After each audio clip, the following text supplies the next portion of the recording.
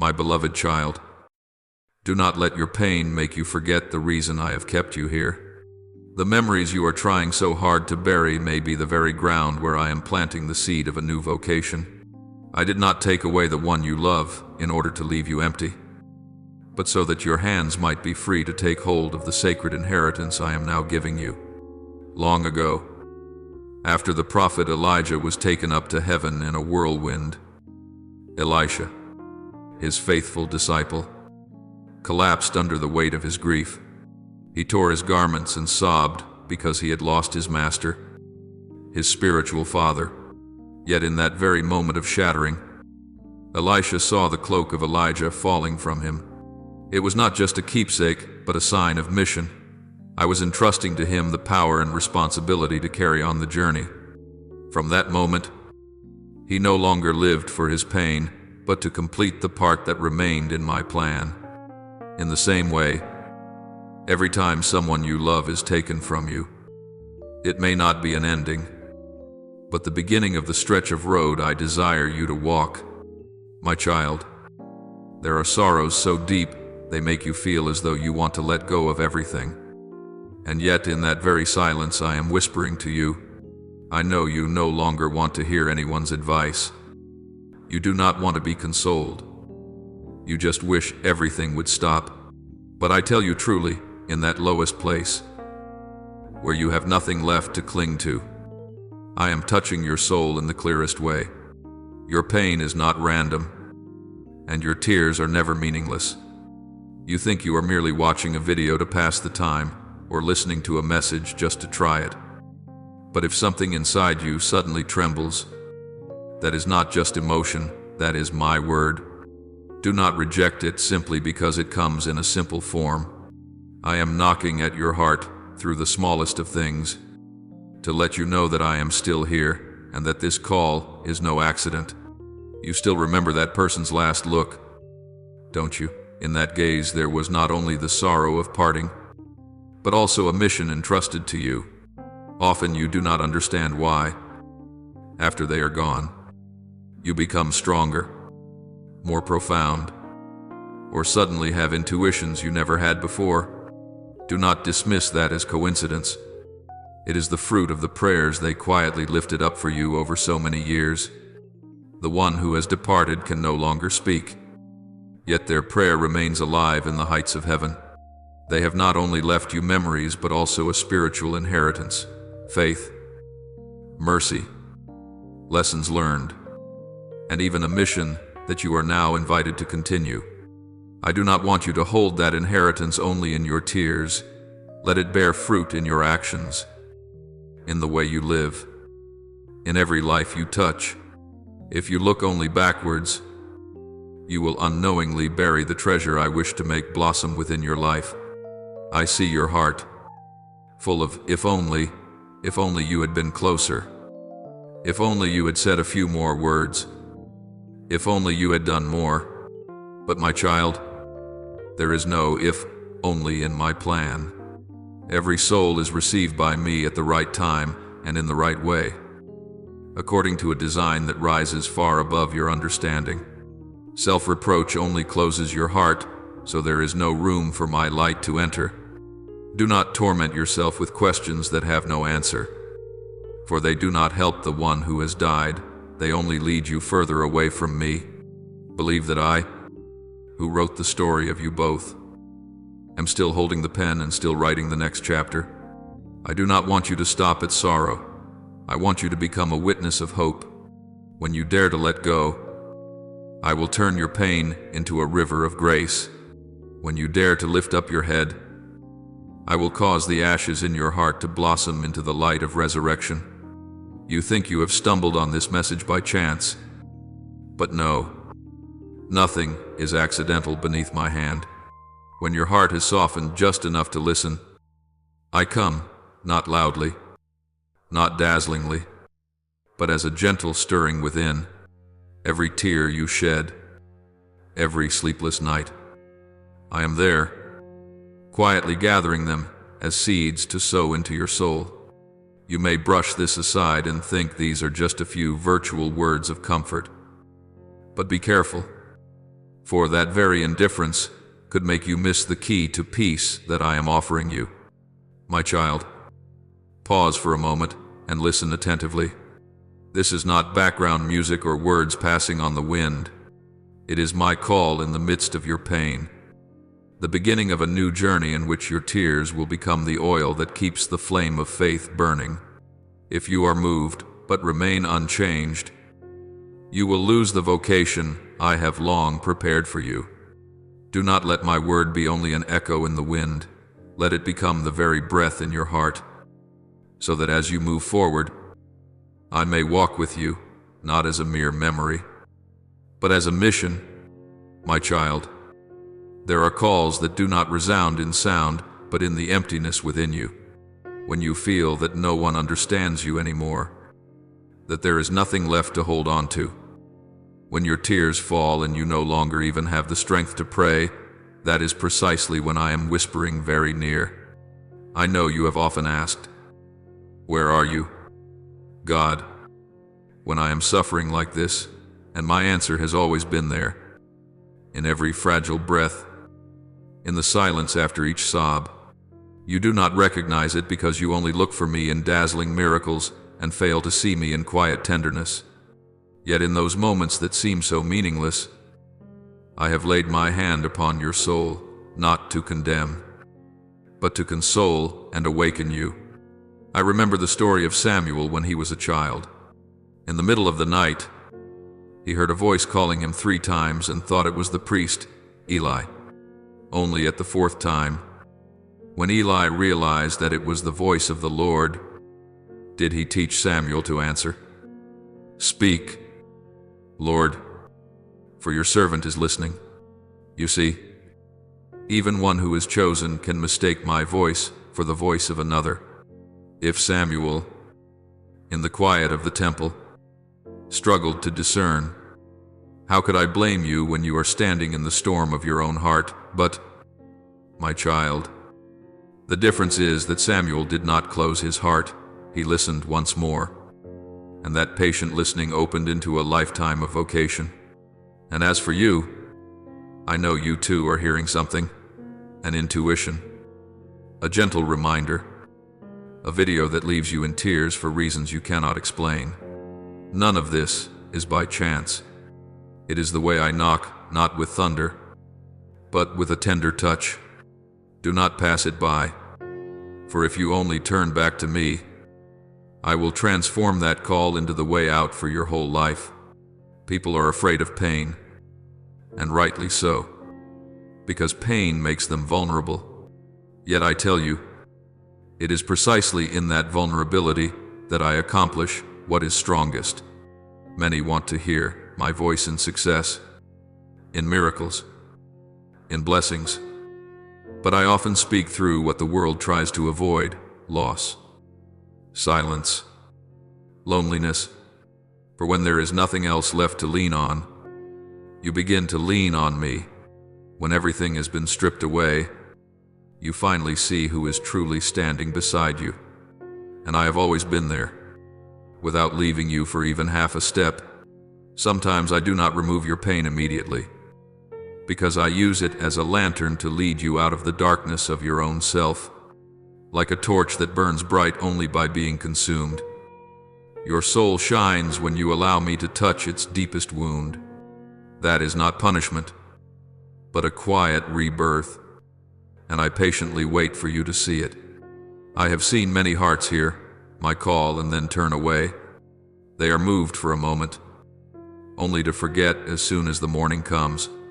My child, this is the greatest danger, for to be moved without being transformed is a subtle way of refusing my grace. When you treat my message as background noise in the endless flow of social media, you are quietly closing the door of grace. Every time you say, "I will pray tomorrow," or "I will change later," you are losing the chance to meet me now. Do not think that I call only once. I keep calling, but that voice grows faint in the mind of one who is absorbed in their own sorrow. I do not force you, because love does not coerce, But remember, the very fact that you can still hear me is a sign that your heart is still alive. If you let that voice disappear completely, it is not that I am silent, but that you have sealed your heart too tightly. Let me tell you this, my beloved child, I do not come to steal away the one you love. I come to touch your soul through that empty space they have left. When you weep, I bow my head with you. When you suffer, I am present in that very suffering. The difference is that I can already see the flower that will bloom from the barren ground you are crossing. I see how the rest of your life can bring light to others if you are willing to open your heart. My call is never mere consolation. It is an invitation to enter a path of resurrection. And you will not walk it alone. Like Samuel, you need only say, "Here I am, Lord." Just that, and I will do the rest. I will transform what you see as loss into a doorway that leads to peace. My child, do not be afraid when I call you in the midst of your pain. That call does not come to confuse you, but to lead you out of old ways. It is like when night falls and the wind slips through the crack of the door, sending a shiver through you. You can shut everything tight, or you can step outside and discover a sky full of stars. My voice is like that. It frightens you because it asks you to change, to step out of your own comfort zone. Yet only when you dare to step out will you see the dawn I have long prepared for you. Do not let your heart grow so used to the silence that it no longer recognizes my voice. Every throb of pain, every moment of stillness is my gentle call. You need only stop, breathe, and say, "I am listening, Lord." Then light will begin to pierce the night, and you will understand that I have never been far from you, not even for a single moment. I know you are afraid that if you open your heart again, you will be hurt again. But my child, I do not come to make you weaker. I come to raise you up precisely where you have fallen. Not everyone understands my call that speaks through suffering. Only those who have tasted loss have ears to hear and hearts to feel. You are among the chosen, not because you are strong, but because you have become weak enough for me to act. So do not underestimate these moments. When you hear my word and feel something stir gently in your heart, hold on to it. Do not let it slip away. This is the beginning of a new journey. Let me do what I desire to turn your pain into a living testimony, your tears into a source of grace for others. For every call I utter in the middle of the dark night carries within it the light of a coming dawn. There will come a time when you look back and understand what today has brought you to your knees was in fact the first step towards standing more firmly. What seemed shattered was where I was laying the foundations of a new mission. You are no longer only a suffering one. You are someone who has been awakened. And when you are ready to listen, I will speak to you of the spiritual inheritance left by the one who has died, something you are called to receive, not only to mourn. Some things appear to have ended when, in truth, they have only just begun. You do not realize that in the very moment you said farewell to the one you loved most, heaven quietly opened a new page of your destiny. Everything you now call loss, in my eyes, is a sacred handing over. You weep because you think I have taken away, but you do not yet see that. In that very moment, I was giving back. Your hands feel empty. Yet it is exactly into that emptiness that I am placing something eternal, a gift your loved one carefully prepared with their very life. Do you remember the story of Elijah and Elisha? When Elijah was taken up to heaven in a whirlwind, Elisha knelt down, tore his garments, and wept bitterly. It seemed as though everything had vanished. But then he saw the cloak falling to the ground. It was not just an inanimate piece of cloth, but a sign of power and of a mission being handed on. Elisha bent down, picked it up, and from that moment the power of God began to flow through him. In the same way, the one you love has left you a cloak of their own. It may be their persevering faith, their gentleness, or simply a heart that knows how to love. They are no longer here, but their legacy is still alive, still moving within you like a small ember hidden under the ashes, waiting to be fanned into flame. I want you to look back and recognize that death does not steal. It only hands things over in another way. My child, those who have departed in faith do not leave behind a meaningless emptiness. They have prayed for you far more than you imagine. They have spoken your name before me, asking me to guard you, to guide you, to pour upon you the wisdom they did not yet have time to express. Those prayers are not lost. They are like seeds buried deep in the earth, waiting only for a single drop of rain to rise up into a tree. And that drop of rain is the moment you open your heart, when you begin to look at life no longer through the lens of suffering, but in the light of your calling. Those seeds will sprout. You will find that you are different, calmer, deeper, more capable of loving, not because you have changed by your own strength, but because you are living the spiritual inheritance that person entrusted to you. I know there are moments when you feel it is unjust. You ask yourself why I took away the one who loved you most, why I did not let them stay a little longer. But, my child, if you could see with my eyes, you would realize that each soul has a moment when its mission is complete. When that person has fulfilled their mission, I call them home, not to be far from you, but so that they may be united with me, and from there continue to watch over you in a deeper way. You think you have lost them, but in truth they have been enlarged so that they can be present everywhere in the passing breeze, in the morning sunlight, in that peace which you do not understand where it comes from. I do not strip you of your consolations. I only transform them into something more spiritual, no longer a hand that touches you, but a soul that upholds you. No longer words whispered in your ear, but my own breath within you every time you remember them, with love more than with sadness. Do not let memory become a prison. My beloved, let it become an altar. There, you do not only sit and weep, but kneel and offer everything up as a sacrifice.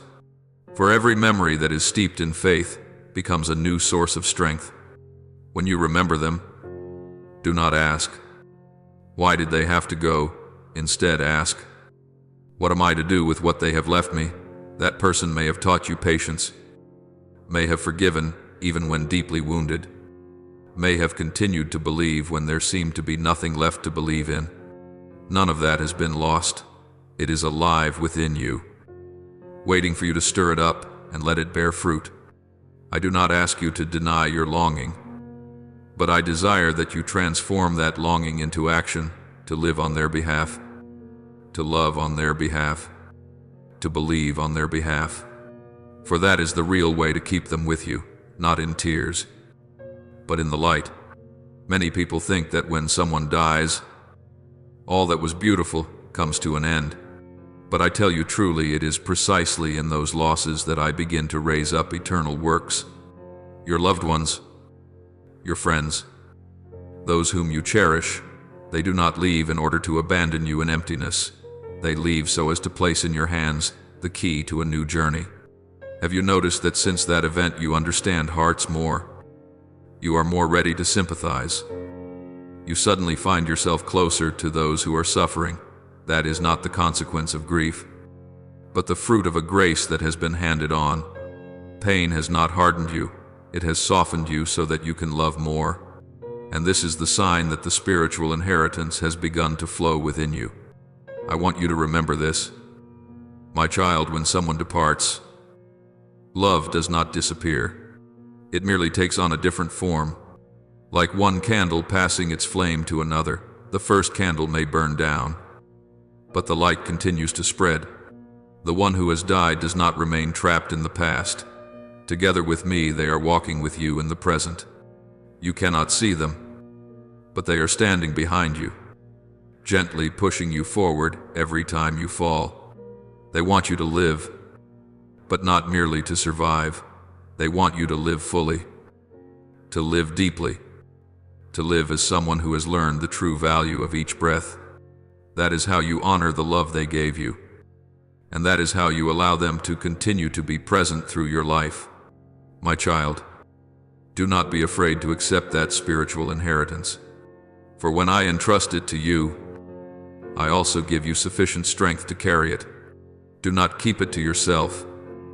Do not let your longing harden into chains. Let it become the source of energy that urges you forward. You may not realize it, but since the day that person left, something has changed within you, a heart more sensitive, a gentler gaze, a deeper capacity for listening. All these are signs that grace is at work. I do not need you to be artificially strong. I only want you to be truthful, to acknowledge that you are hurting, yet still keep walking, to acknowledge that you have lost, yet still keep believing. For it is precisely within that faith that the spiritual inheritance begins to blossom. And when the flowers bloom, you will understand that this person has never really left. They have simply moved inside you, so that together with you they may complete the mission I began in you both. When you are peaceful enough to look back, you will see that every loss carries within it a promise, the promise that nothing in me is meaningless. I do not let the one you love disappear. I only bring them into eternity so they can intercede for you forever. And one day, when you have finished your part, you will fully understand that no separation is ever final. There are only reunions postponed until all my children have come home. But before that day comes, I want you to live, and to live as someone who carries the treasure of God, one who knows how to love, how to serve, how to bring light. Wherever you live in that way, there the one who has died also continues to live. Then you will realize that your pain no longer crushes you, but becomes holy ground from which a new calling springs up. And when that happens, I will gently lead you one step deeper, to a place where you no longer drown in guilt, but are healed and reborn in my mercy, my child. I see in your heart a hidden wound with the name, if only. If only I had come home earlier, if only I had said one more word, if only I had not been angry with them, if only I had held their hand one last time. Those if-onlys are like invisible thorns, driving deeper into your heart with each passing day. You think that is love, but in reality, it is a form of self-condemnation. You do not realize that these very if-onlys are pulling you away from my peace, keeping you from hearing my gentle voice. My child, I have never demanded that you be perfect in love. I only desire that you be sincere. Everything you have done, however clumsy, however incomplete, I have seen, and I do not use your shortcomings to condemn you, but I use your heart to heal you. Long ago, when Jesus appeared after the resurrection, the disciples trembled, ashamed because they had abandoned him in his passion. But he did not come to reproach them. He said only, "Peace be with you." Then he turned to Peter, the one who had denied him 3 times, and asked only one question, "Do you love me?" There was no rebuke, no sentence of condemnation. It was simply an invitation to return to the first love. You see, Peter also had his own if-onlys, but when he dared to face a love greater than his sin, he was set free. And so it is with you. If you dare to let go of those haunting if-onlys, you will experience a love stronger than everything you have lost. That love does not erase the past. It transforms it into a wound anointed with oil, so that from it you may grow in compassion for the suffering of others as never before. I know there are nights when you lie still in the dark, your heart heavy as stone. You hear a voice in your mind saying, "You could have saved them. You should not have said that. You could have done things differently." And you think that is the voice of conscience. But, my child, it is not. It is the voice of the liar, the one who constantly seeks to draw you away from me by dressing despair in the garment of remorse. I do not want you to forget the one who has died, but neither do I want you to die inwardly with them. Pain is not a place to live, it is only a place you pass through. Guilt keeps you standing still on the road, while I am waiting for you to move forward. You think you deserve punishment, but I say to you, no. You deserve to be embraced, for you are not suffering because of evil, but because of love, and true love is never a sin. You must understand that the departure of a soul is not in your hands. I am the one who holds time, and each human life is a chapter in a mysterious book that only I can read in full. You cannot keep someone on earth by your worries or your regrets. There are things beyond human strength, and I do not make a single mistake in the story I am writing with your life. Therefore, when you say, "It's my fault," I want you to remember that I am still holding the pen, and that this is not the last page. I am still writing, with your very tears and your faith. If you cling forever to that old sheet of paper, afraid to go on, afraid of making more mistakes, the story will never be complete. Let me write with you. I will turn the part you think is failure into the most beautiful chapter, the chapter that speaks of mercy. My child, guilt is a golden chain. It seems noble because it is linked to love, but in reality it locks you in a dark room of imaginary sin. You must learn to distinguish between healthy sorrow and self-condemning guilt. Sorrow is when you weep, yet still believe that I am healing you. Guilt is when you no longer believe that I am merciful enough to forgive you. When you hold on to, if only in your heart, you are saying to me, "Lord, that death fell outside of your plan." But no, not a single soul leaves this world without my knowledge. Not a single second passes outside of my hand. So when you say, "If only," you unwittingly forget that I remain the God of perfect timing. I want you to understand that the fact you did not say everything, did not do everything, does not mean that you have failed. For at times I leave things unfinished in order to awaken in you a deeper desire to love. If everything were perfect, you would never learn what mercy truly is. But precisely in your clumsiness, in your mistakes, in your weakness, you discover how greatly you need me. I do not come to erase your past, I come to sanctify it. Every fault, every regret, every tear, when placed in my hands, becomes a precious jewel. Do not push them away, simply allow me to turn them into light. There was a time when I asked a soul who was weeping in prayer, "Why do you keep imprisoning yourself in regret?" And that soul answered, "Because I am afraid that if I am happy again, that person will be forgotten." My child, that is your fear too, is it not? But I tell you, truly joy does not betray memory. When you smile, that person is not forgotten. They are honored in the very light in which you are living. For love does not die, it only changes form, from tears into thanksgiving, from pain into prayer. Do not be afraid to step out of sorrow. My beloved, to leave sadness behind is not to forget, but to trust that I am continuing the story they did not have time to finish. When you allow me to heal you, you are cooperating with God Himself in the work of resurrection. I desire that your heart be made lighter, not so that you forget the one who has died, but so that you may have strength to love those who are still alive.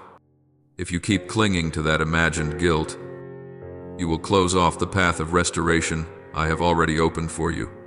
But if today you simply say, "Lord, I hand this remorse over to you," then in that very moment the door of healing grace will open. You do not have to struggle much. You only need to believe that I do not wish to condemn you. I only wish to hold you close. When you allow love to be greater than fear, you will see that all the if-onlys melt away like morning mist before the sun. For true love does not demand if only. It only knows how to go forward. You cannot go back and do things differently, but you can begin again today. with a heart washed clean, with hands ready to reach out to other souls who are suffering as you once did. And in that very moment you will hear my voice again, no longer calling you from the midst of pain, but from the midst of life. I am inviting you to step out of guilt and to put on the mantle of vocation I have prepared for you, the mantle of one who has been healed, so as to bring healing to others. My beloved, when you bravely let go of if only, you do not lose anything at all. On the contrary, you regain everything in a new form, fuller and more radiant. For only when you stop condemning yourself can you recognize your true calling to live in such a way that you carry on the goodness that person left behind. I will lead you along that path, gently and tenderly. From now on, pain will no longer be your chain, but your wings, and when you spread those wings, you will hear me whispering in your heart, "Go, my child." This pain was never meant to keep you down, but to make you rise. My child, the time has come for you to stand up, not in order to forget, but to receive what I am giving you. Every tear you have shed I have gathered, to weave into a garment, a mantle of vocation that only you can wear. It is not woven of silk or splendor, but of threads of faith, compassion, and pain that has been made holy. You think that having a little peace is enough, but I did not create you merely to exist. I created you to continue the song. The one you love has completed their part in that piece of music. And you, yes, you, are the one who must now play the next notes. Remaining forever in nostalgia is not fidelity. It is a way of running away from the calling I have given you. Do you know the story of Job? When he lost everything, his children, his possessions, his health, he still said, "The Lord gave. The Lord has taken away. Blessed be the name of the Lord." People think that was resignation, but I know it was the voice of a soul that had touched the mystery. Job did not deny his suffering, but he allowed me to go on writing the story of his life with what he believed he had lost. In the same way, you were not born merely to mourn what has passed, but to stand up in the light of a new calling. When you suffer, I do not only console you, I awaken something deep within you, compassion, courage, a stronger faith than before.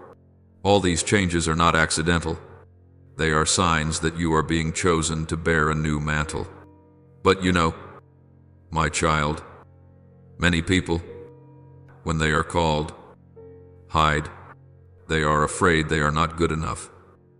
Afraid that to put on the Lord's mantle means having to surrender their peace. I do not blame them, for Elisha himself once trembled when he picked up Elijah's mantle. But my child, the Lord's mantle is not heavy. It is only heavy when you carry your fear inside it. I do not need you to be perfect. I only need you to be willing. For when you put on that mantle, it is no longer you working alone. It is I who am at work in you. Every small action, every word of comfort, every time you listen to someone in pain, that is when this mantle begins to shine. You still think you are unworthy, too weak, too tired, too small. But my child, if I chose only the strong, who would understand those who have fallen? If I used only perfect souls, who would understand those who are breaking apart precisely because you have suffered, have lost, have been afraid? You are the one most suited to become an instrument of mercy. I am not placing a burden on your shoulders. I am giving you a privilege to become a channel of healing grace. You do not need to preach with grand words. You only need to live with a heart that has been touched. When you go out and stand before souls who are lost, they will notice something different in your eyes, a gentle light, yet one that has the power to save. And that is the light of the mantle of vocation you are wearing. I know there will be times when you are tired, when you doubt, when you want to lay this mantle down. You will say, "Lord, I am not strong enough. But remember, this mantle was not woven to be an ornament, it was woven to protect and to warm you. When you tremble, it will cover you. When you lose your way, it will remind you to whom you belong. I have woven it out of your own love and tears, so it fits your heart exactly. No one else can wear it in your place. And whenever you feel lonely, place your hand over your heart and close your eyes.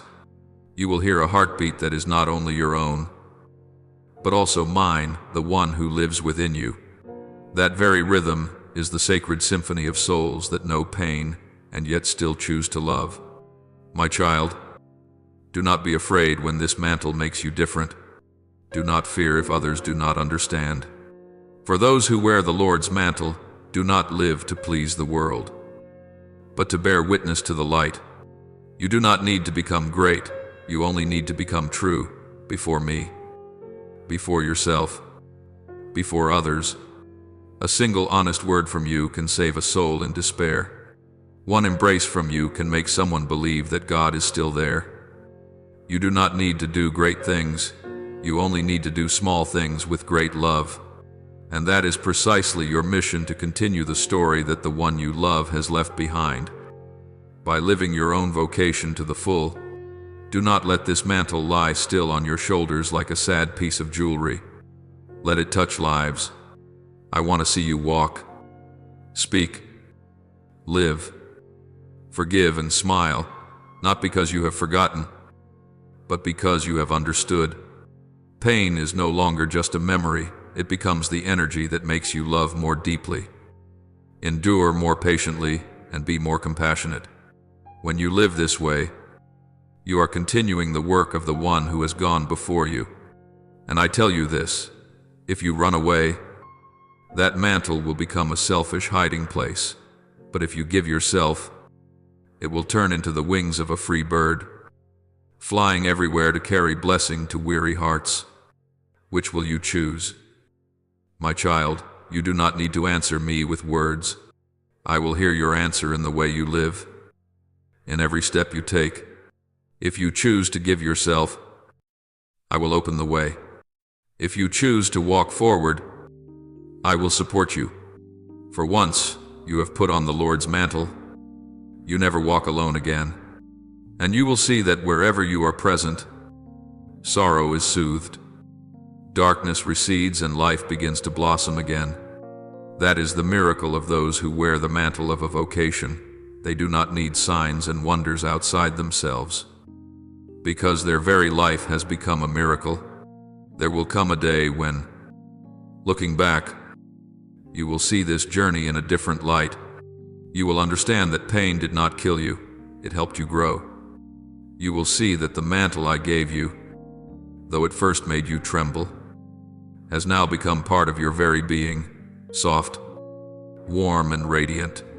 You will realize that I never take anyone from you without granting you something more sacred in return. And when you are standing firm in that light, you will hear me call you again, but this time, not only for yourself, but for those who are wandering in the same pain you once knew. Go, my child, carry the light you have received into the dark places. Let the calling within you become a flame that warms the souls who are frozen in the cold. My child, now, when I look at you, your heart mended, your steps less unsteady, I know the time has come. Your pain is no longer a weight that makes you collapse. It has become a quiet light within you. But that light is not meant to be kept for yourself alone. For everything I have healed in you carries within it a mission that you might become a sign of hope for others. Pain, if it is only kept hidden in your heart, will turn into ashes. But when you bring it out and share it, it becomes a fire that warms. Remember, you were not saved to sit still. You were saved so that you might stretch out your hand to save others. Long ago, I met a woman at a well. She came at noon, quietly, carrying a past filled with shame and loneliness. But after I spoke to her about the love of God, she did not keep that gift for herself.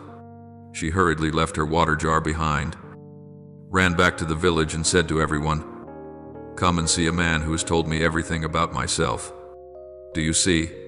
After just one encounter and one healed heart, an entire village was awakened.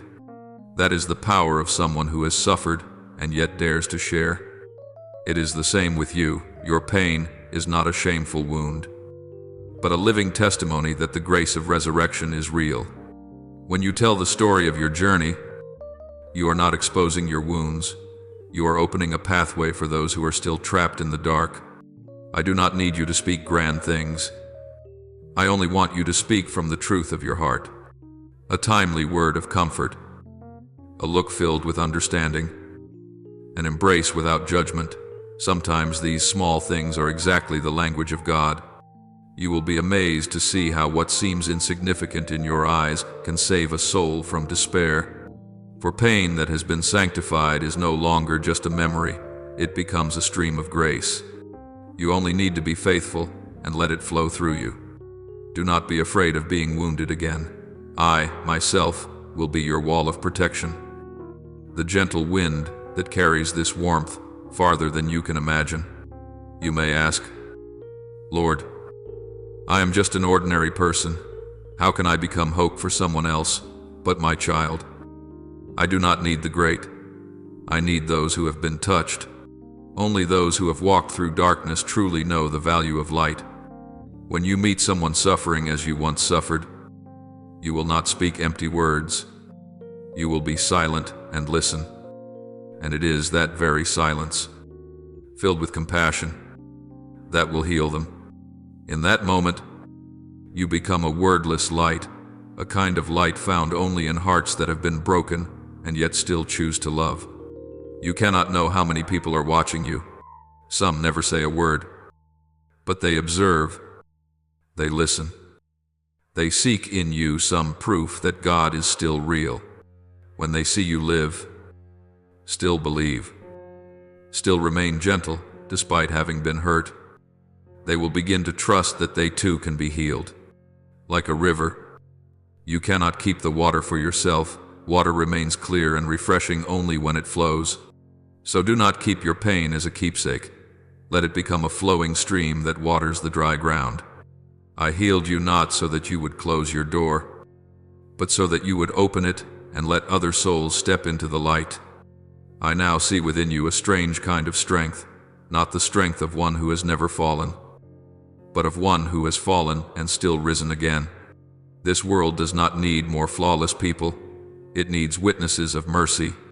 As you go as someone who understands that everything you have, your faith, your peace, even your wounds, is grace, and grace must be shared.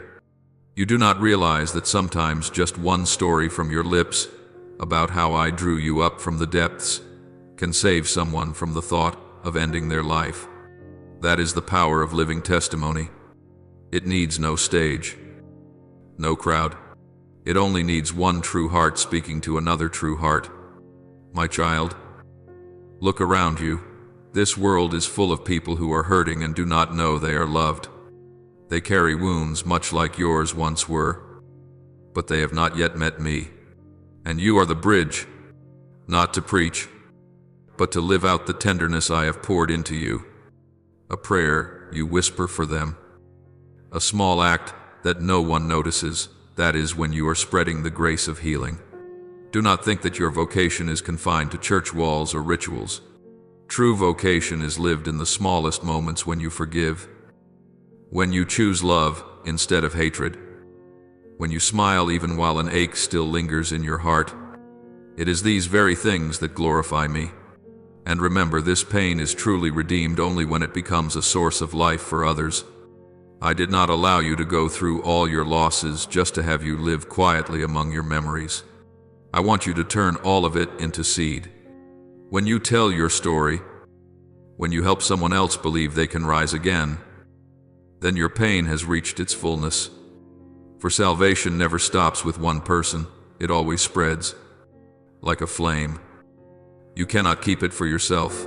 The more you share it, the brighter its light becomes. Let me fan that flame within you, so that from now on you may be a bearer of hope, not by your own strength, but by the wounds I have touched. My beloved, this journey does not end with you being comforted, it ends with you being sent. When you go forth, I will go with you. When you speak, I will speak through you. And when you are silent, it is I who will be present in that silence. Do not fear doing too little. Do not fear being misunderstood. I do not need you to be perfect. I only need you to be faithful.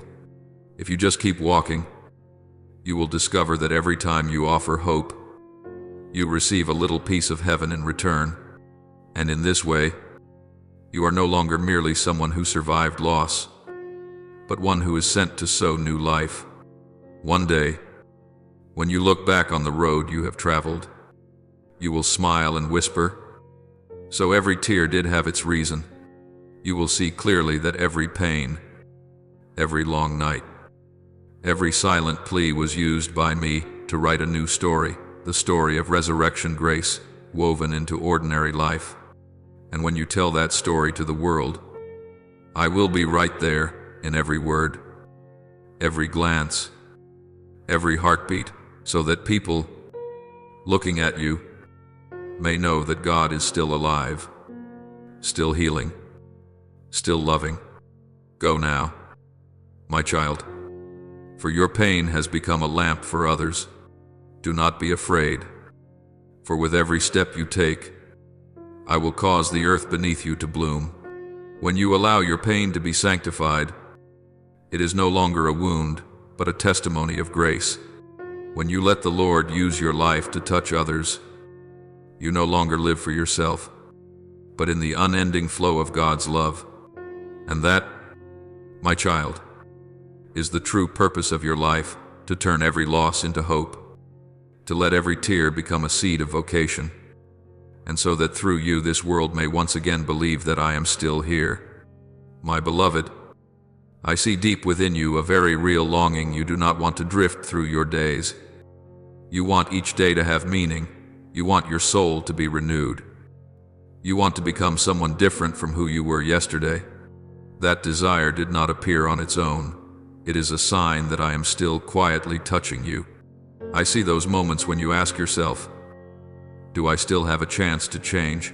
Can my life ever become brighter?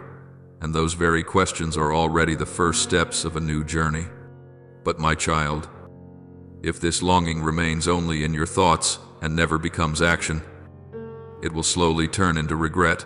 Yet if you dare to move, even by a single small step, I will use it as the first seed of a great harvest in your life.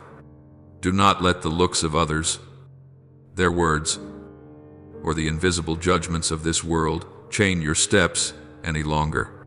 I know you have been hurt before when you tried to change and were not understood. There were times you chose silence, chose to stand aside to feel safe. But my child, when you let human opinion grow louder than my call, you will live forever in a glass cage, able to see freedom, yet never touching it. Inside you, a real battle is taking place between the weariness that wants to give up and the urge to begin again, between the voice that says, just give up on life, and the gentle whisper that says, you can be different. I am not standing outside that battle, I am at its very center. Beside you, I do not promise to erase every difficulty in a day, but I do promise that if you dare to rise and step into this inner battlefield with me, the final victory will not belong to the darkness. Do not think your only battle is with other people. The real battle is with cowardice, procrastination, and the old way of living that clings tightly to your soul. Every time you say, I'll start tomorrow, I probably can't do it, you are taking off your armor and surrendering yourself to the attack of discouragement. I am not asking you to become strong all at once. I only ask that you do not surrender before you begin. You may be weak. You may tremble. You may walk forward while still afraid. That does not disappoint me. I am only saddened when you choose to lie still and convince yourself that your life can never be better. that your fate can only be this much. For in doing so, you lock your heart against the gifts I still wish to give you, and you not only lose your future, you also bury the graces that have been watered by the tears and prayers of many who love you. I hear very clearly the words you whisper to me, Lord. Great things are only for the young, the talented, those who have everything they need, not for someone like me. And every time you do this, you use your age, your circumstances, your old wounds and past failures as a shield to protect your fear. You tell me that it is too late to begin again, that the fire of your dreams has gone out, that your heart has no more room for any new plan of mine. Do you know how much those words pain me, not because you offend me, but because you are looking at yourself with eyes more cruel than any enemy of yours? You forget that I am the one who called Abraham when he was already old, who used Moses when he thought himself incapable, who relied on Anna in the temple when she had spent almost her whole life in hiddenness. In my eyes, no age is too late. No season of life is wasted. No heart is useless, as long as it still knows how to long and is willing to let me touch it once more. You tell me that you no longer have any dreams, yet the very fact that you say so already reveals that those dreams are still faintly breathing somewhere inside you, only covered in dust by fear and by the times you have stumbled. You are afraid to hope again and be hurt again, so you choose the safety of numbness. You hide behind the words, "Surely God reserves that grace for someone else, not for me," so that you will not have to step out, will not have to change, will not have to let go of what has become so familiar even though it is wearing you down day by day. But my child, to refuse a calling by belittling yourself is not humility. It is a subtle way of resisting my will. When you keep insisting, "I am not worthy, I cannot, I am not suited," you are indirectly saying that I have chosen the wrong person, that I do not know what I am doing, and that, far more than your weakness, is what truly pierces my heart. I do not need you to be a hero. I need you to be someone who dares to let me act. I will do things that go beyond your imagination, not necessarily matters that make the whole world take notice, but quiet miracles that change the destiny of souls. The miracle will first take place in your own heart. Places that once hardened because of disappointment will soften. Areas that were once dark with bitterness will begin to shine with light.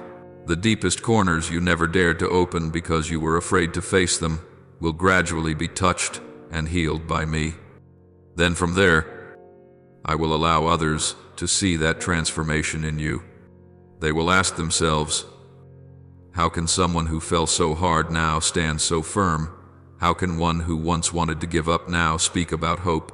And the only answer will be, because I was there, renewing all things within you. You do not realize it, but when I make your life new, I am also mending the hope of those around you. There will be people who quietly watch you, family members, friends, those who once saw you fall into the depths, and when they see you slowly rise again, they will believe that they too can be lifted up. Many of them do not dare to come to me directly, for fear of being judged, for fear of being unworthy, for fear that I am too distant. So I will allow them to come to you first. They will share with you secrets they have never dared to tell anyone. They will open up fears they have been hiding for so long, not because you are better, but because in you they can feel a very real peace, the peace of one who has been shattered but not abandoned. Then you will understand why I have been so patient with you, why I did not let you disappear into your pain, why I did not leave you to be devoured by despair. Every tear you have shed, every night when you felt you could hardly breathe, I was there, quietly accumulating all of it into a spiritual treasure that you can now spend on others. You will no longer speak to them with empty cliches, because you know very well what it feels like to be strangled by emptiness. You will not tell them to try harder in a cheap way. because you remember there were times when you yourself no longer wanted to try. You will simply be present. Listen. Hold them at the right moment. Speak a few very simple words that rise from the deepest place in your heart, and there, I will work more powerfully than through any platform or sermon. I know you are afraid that you will not know what to say, will not know what to do when people pour out their hearts to you. You fear you will wound them further, that you are not wise enough, not holy enough, not experienced enough. But my child, in those moments you do not need to perform. You do not need to have ready-made, perfect answers. What I desire is that your heart be open for me to use. When you place their stories in my hands, I myself will place words on your lips. Sometimes I will not need you to say much at all. I will simply need you to weep with them, to pray for them, to sit in silence with them before me. That very presence, woven from the pain you have already passed through and the faith that is growing within you, will become a channel of grace for them. But you must remember, if you only receive and never give, if you are only comforted and never share that comfort, the flow of grace within you will gradually slow down. I did not give you a healed heart so that it could become idle. I healed it so that it might become a refuge for many other hearts. If you keep everything I do only for yourself, if you care only about preserving your own peace and refuse to touch anyone else's wounds, that peace will soon turn hollow. You will find yourself living for a long time in a bland kind of safety, where you no longer hurt intensely, but also no longer burn, no longer feel zeal, no longer are moved by the suffering of others. That is not my peace. It is a sweet paralysis that darkness loves to use to lull to sleep those who have once been touched but refuse to go any further. I invite you to step out of that safe zone, not to throw you into a storm, but so that what I have done in you will not wither. I want you to become living proof that pain is not a full stop, that loss does not mean permanent ruin, that no matter how dark the past has been, it cannot prevent me from writing new and spotless pages. You will be the answer for those who ask, is it still worth believing? Is it still worth getting up again? Every step you take, every good choice you make, every time you say yes to love, even while you are still afraid, will become a message more powerful than any sermon, that God does not abandon anyone who dares to let Him touch them. And when you feel weary on that journey, do not forget to return to me. You are not required to be strong all the time, to be always fine, to be a support for others without ever being allowed to be weak.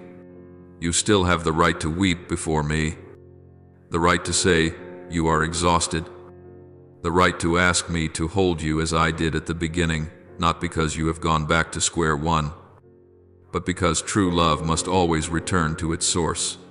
I do not want you to become so much someone who works for me that you forget you are my child.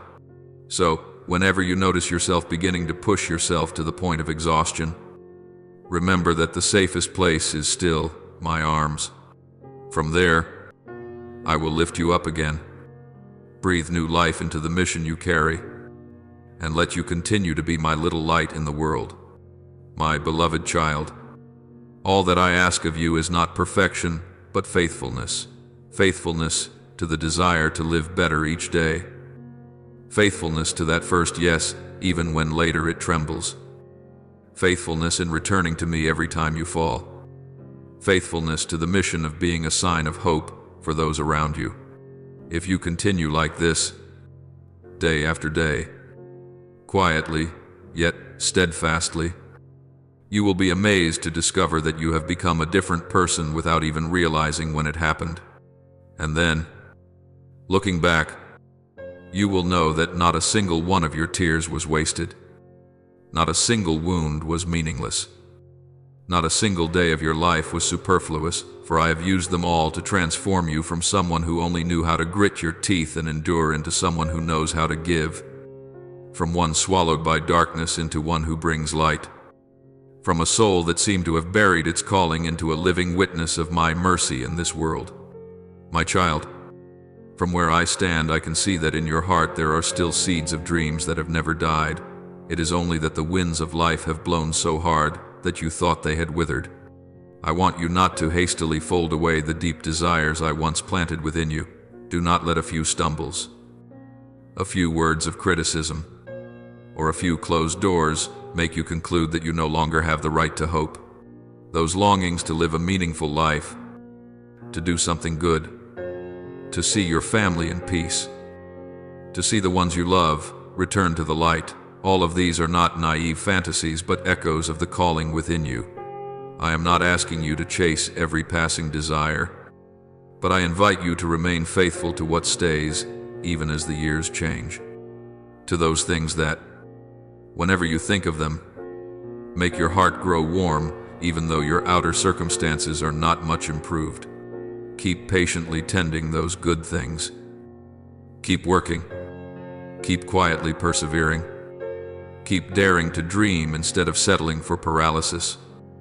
Because it is precisely in that persevering process that I am shaping you, molding you, purifying your motives so that your dreams no longer revolve around your ego but are joined to my will. Do not be afraid of the obstacles that will appear on your path. For the more you walk toward the light, the more disturbed the darkness will become.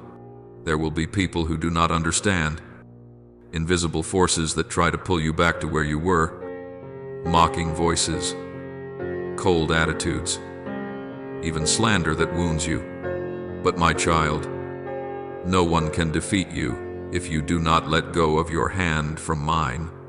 No power, however subtle, can pierce your soul when you take refuge in my presence. This does not mean you will never again face suffering. It means that nothing can steal from you your deepest identity. You are my child. When you walk amid uncertainties with that awareness, even if storms arise, you will not be swept away. I do not promise to clear every thorn from the road ahead, but I assure you that no force will be able to touch your soul as long as you trust in me. Cling to my word, and let me be the only support on which you rest the full weight of your life. I am not calling you into a lonely campaign. I am calling you into communion, where you and I walk together, fight together, and move through each stage side by side. When you allow me to be present in every decision, every plan, every intention, you will discover that your life is lifted into another dimension, not the glitter of the exterior, but the spiritual depth within, wholeness, peace, wisdom, courage, the capacity to endure adversity. These are the fruits of a life closely united to me.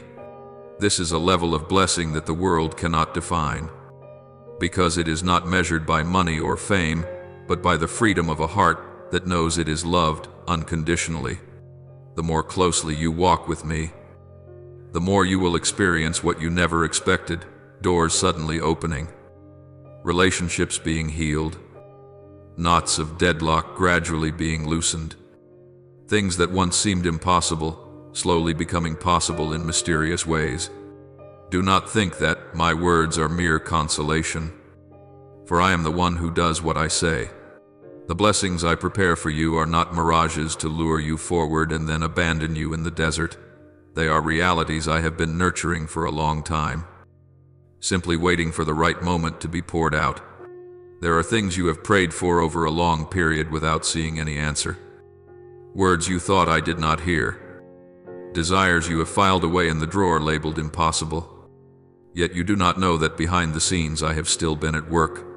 I am rearranging the pieces, changing your heart, preparing circumstances, forming virtue within you, so that when the blessing comes, you will be mature enough to receive it without losing yourself. There will be a moment that seems sudden, yet is, in fact, exquisitely precise, when grace will begin to fall not only on you, but also on those who are joined to you. Imagine a gentle rain falling after long days of drought, drop by drop soaking into the cracked earth, tender shoots pushing up, clumps of plants coming back to life. That is what I desire to do over your family, over your home, over the generations that will come after you. Hidden prayers, quiet sacrifices, the times you choose what is good when no one sees it, all of these are being gathered to open a new flow of grace in your lineage. You may not yet see the full result today, but I have already begun a new season of rain of reconciliation, rain of forgiveness among those in your household, rain of return for those who have wandered far, rain of protection against visible and invisible dangers. These blessings will not stop with your lifetime. They will quietly flow on to your descendants and to those whom you touch. I want to make your home a refuge of peace, a patch of ground where anyone who steps in can sense that there is something different, a climate of love, of respect, of sacredness that needs no signs or slogans. You must remember that every plan I have for you always surpasses your imagination.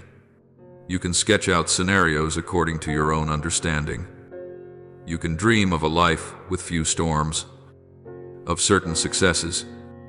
But my plan is always deeper, wider, and far more enduring. I do not think only of your today or your tomorrow. I see your whole journey. From the moment you were formed until the moment you return to me. No human affection, however sincere, can compare with the love I have for you.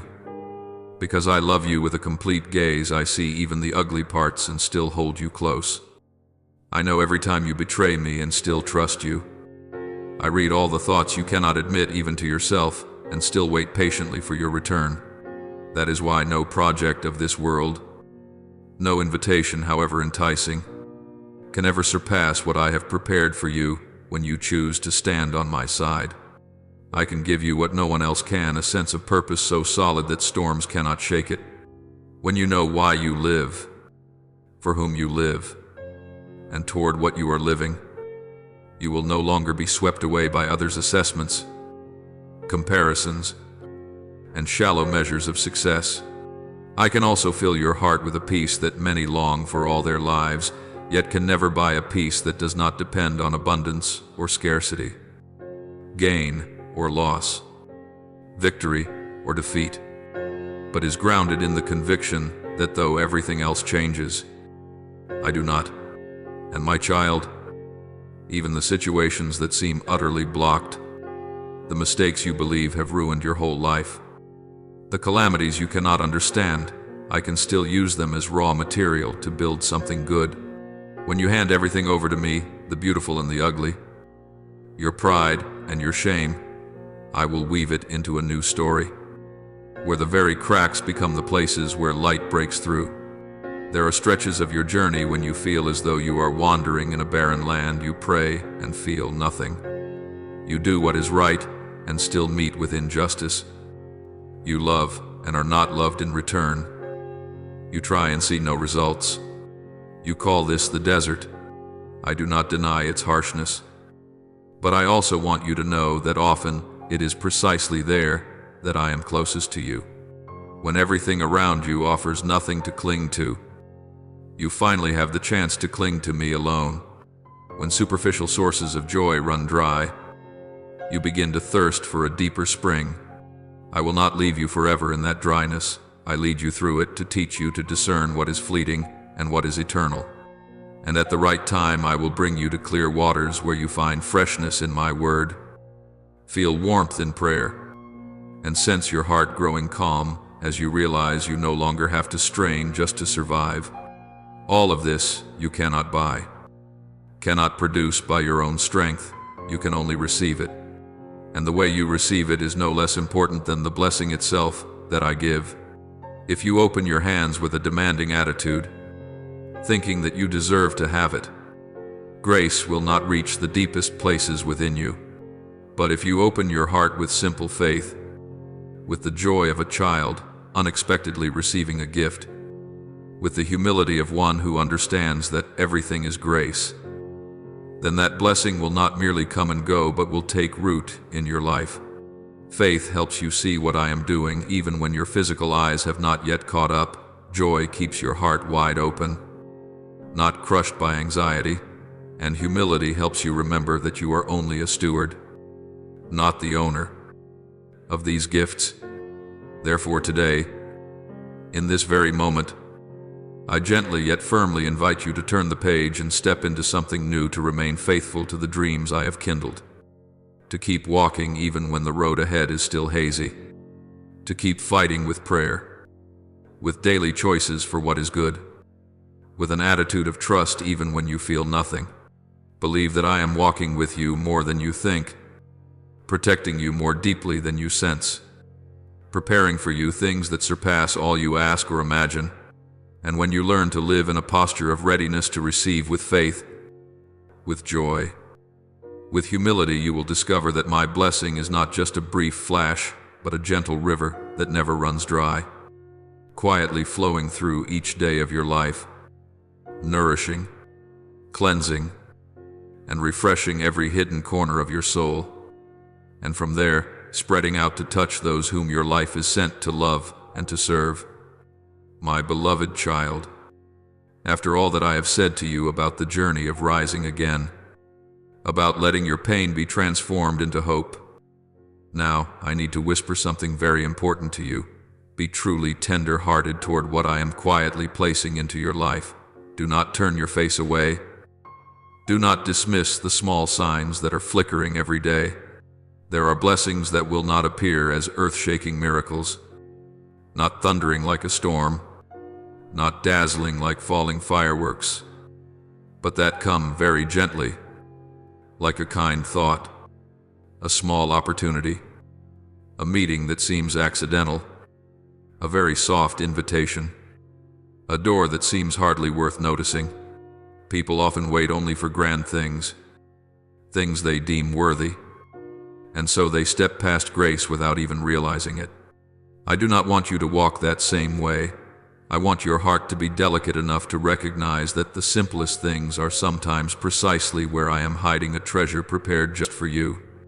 Do not be quick to judge what I give you merely by its appearance. At times, the gift I send will take the shape of a hidden task, an obscure job, a responsibility that no one else cares to accept, a duty that seems heavy and hardly appreciated. Others may despise it, pass it by, or say that it is not a blessing at all but only a burden. Yet, my child, what I entrust to you is never something cheap or worthless. It is only that eyes fixed on the glitter of this world find it hard to recognize the glory concealed in ordinary things. It is precisely the small things, when you receive them with gratitude, that become the place where I pour out new life. For in humble places, grace has room to take deep root. I do not go in search of those who consider themselves great. I do not choose hearts filled with the noise of ambition and pride. I bend down toward those whom no one seems to notice, those who know they are weak, who know their limits, who know they are nothing in the eyes of the world. In that awareness, I find space for my love to dwell. I delight in seeing quiet souls who do not need to stand out, who only ask for the grace to remain faithful, souls who do not chase after applause, but long to please me, even in the deeds that no one ever sees.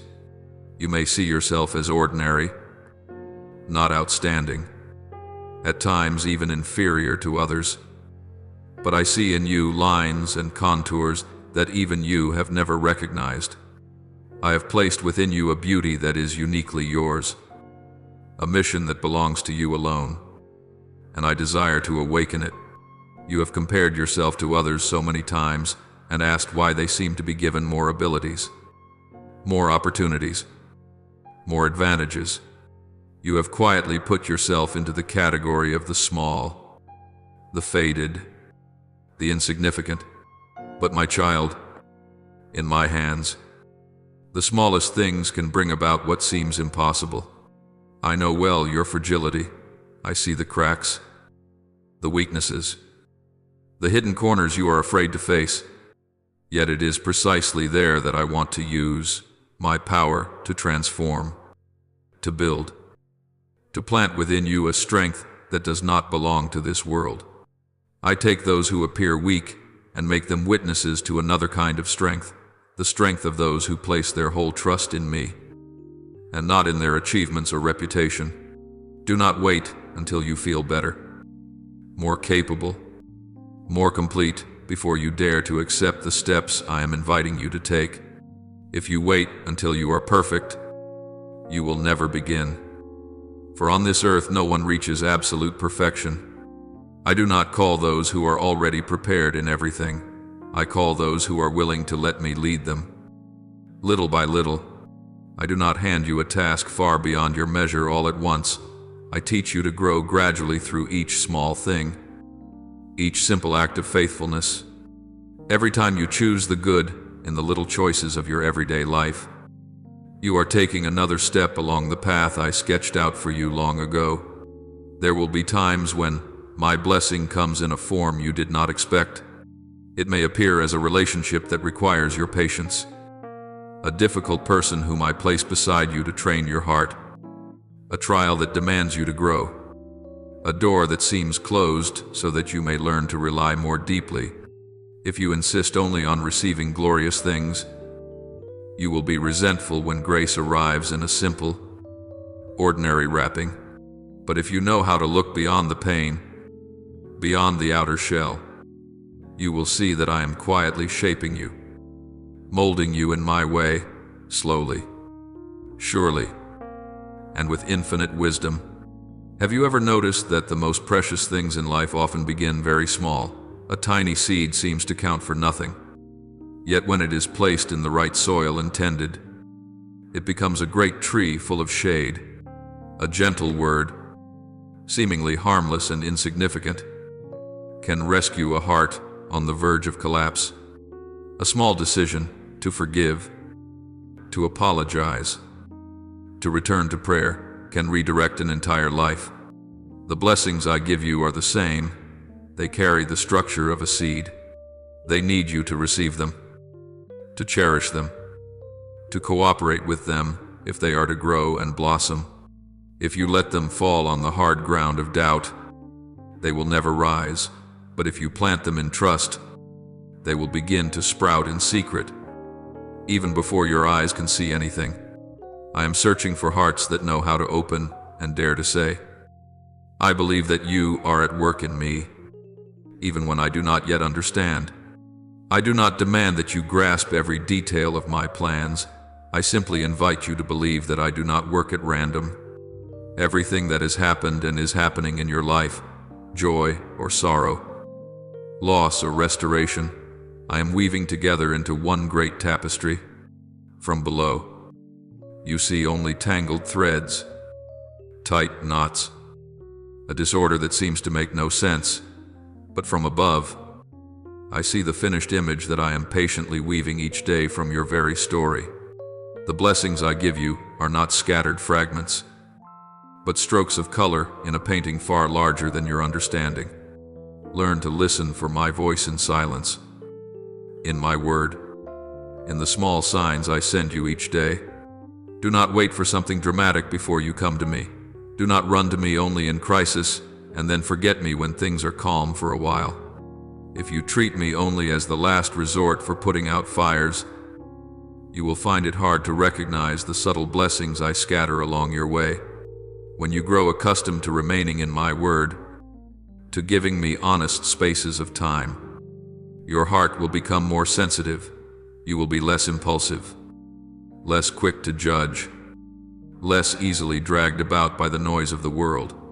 And in that simple, uncluttered state, you will begin to notice what you once overlooked, things you thought were nothing worth mentioning. My spirit is always longing for a place to dwell fully, not hurriedly, not as a guest who comes and goes, but as one who remains and renews all things from within. He does not choose hearts that are shut tight, souls obsessed with protecting their own comfort zones, who do not want to be disturbed, touched, or asked to give. The Holy Spirit yearns to be poured out upon a life that knows how to share, that dares to give away part of itself so that others may be less hungry. that dares to stretch out its arms to embrace those who feel lost, that dares to let go of wounded pride in order to preserve unity, that dares to love even when love is not returned. If you want blessing to overflow in your life, let your heart become a welcoming home for my spirit, not cramped by selfishness, not weighed down by hatred, not cluttered with what is useless. My gaze has rested on you, not only since yesterday, and not only since the moment you became aware of my presence. Long before that, longer than any memory you carry. Before human history ever opened its first page, I had already thought of you. You did not appear in the flow of time by accident. You are not the product of a chain of coincidences, not an anonymous grain of sand drifting through the universe. You were formed within my will, called by name within my loving intention. Your life is not a rough draft, but a line of handwriting inscribed with tenderness, even if you cannot yet read it. It is no less real. The years you have lived, the events you have gone through, the people you have met, the choices you have made, I know them all. There are turns you have taken that did not belong to my original desire for you. Yet even when you chose another path, I did not abandon you. I do not tear up the scroll of your life just because some pages are stained. I patiently keep writing, correcting, threading light into the dark places. Many times you have wanted to stop writing and throw that book away because you felt there was nothing worthwhile left. But I have quietly held it in my hands, waiting for the day when you are peaceful enough to look at it with me and to realize that even in the chapters that seemed most lost, there were traces of my presence, a person I sent to you, a word I allowed you to hear, a coincidence that in truth was no coincidence at all. Now you are standing in a very important moment, not because some spectacular event is about to happen in the way the world imagines, but because your inner life is reaching a point of ripeness.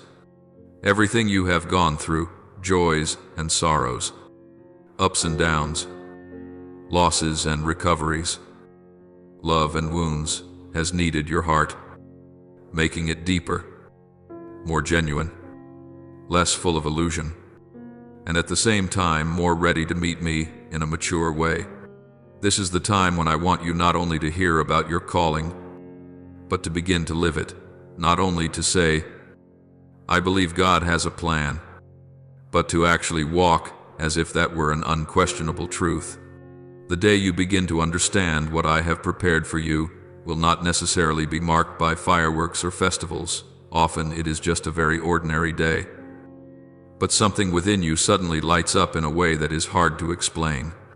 You realize that you no longer want to live the old way, no longer want to repeat the habits that slowly pull you away from the good, no longer want to hide forever in fear and false safety. You begin to ask me, what must I do to live true to what you have written for my life? And from the moment you sincerely ask that question, a new door has already opened. Do not doubt that my eyes are upon you and that I have chosen you.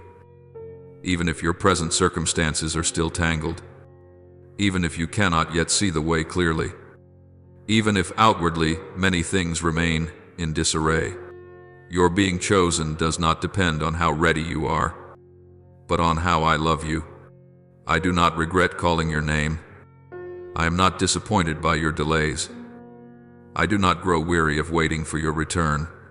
As long as today, amid all the noise, you give me a space in which I can speak to you, in which you can listen and dare to respond, everything I have quietly prepared through the years will begin to unfold. Not all at once, but enough for you to know that you are no longer walking in the dark, enough for you to recognize that blessing is approaching, and that it began at the very moment you believed, yes, Lord, I am not someone left forgotten at the margins. I am the one you have thought of from all eternity. And now is the time for me to step into that with you, my beloved child.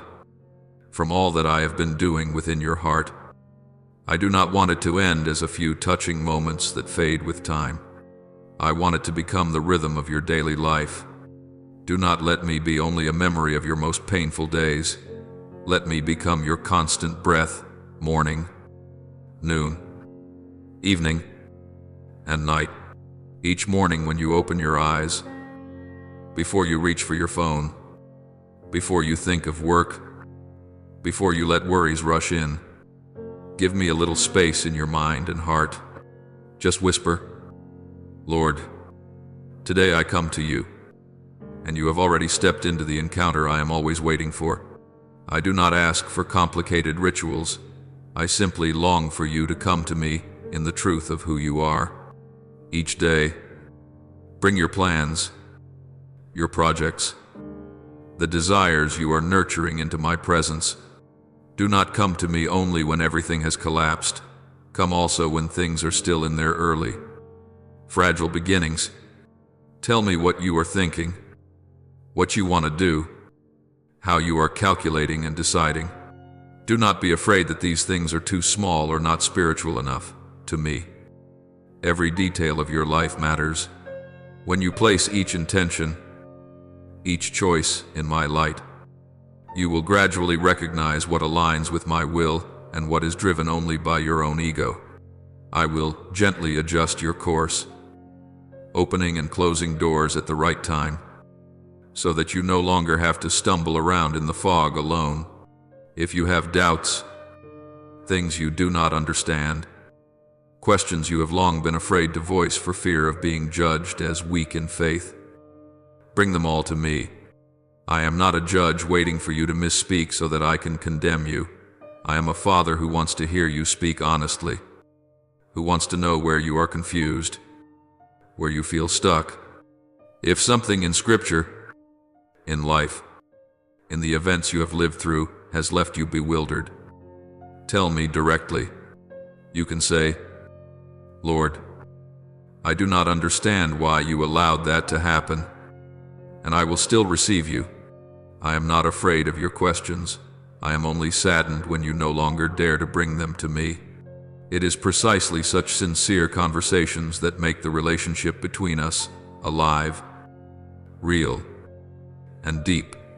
Do not forget to bring your falls, your mistakes, your weaknesses to me each day. You do not need to wait until you are better before you dare to meet me. For without me, you will never truly improve. Name the things you know are not right, the reactions by which you have hurt others, the dark thoughts you try to hide. Do not distort them. Do not cover them up. Do not paint them in softer colors. I do not need a performance from you. I need your honesty. And when you dare to step out from behind your masks and stand before me with all your vulnerability, you will feel my mercy more clearly than ever. My forgiveness is not a slip of paper excusing you so that you can keep living as before. It is a power that breaks chains, that frees you from the cycle of sin and self-condemnation. Each time you bow your head and sincerely acknowledge your fault, I do not simply say, I forgive you, and then leave it at that. I place my hand upon that wound, soothe it, heal it, and breathe into you a new strength so that you can stand up and choose what is right the next time.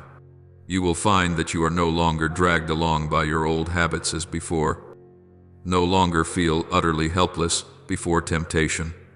This is not because your own willpower has suddenly grown strong, but because I am quietly at work within you, supporting each small decision.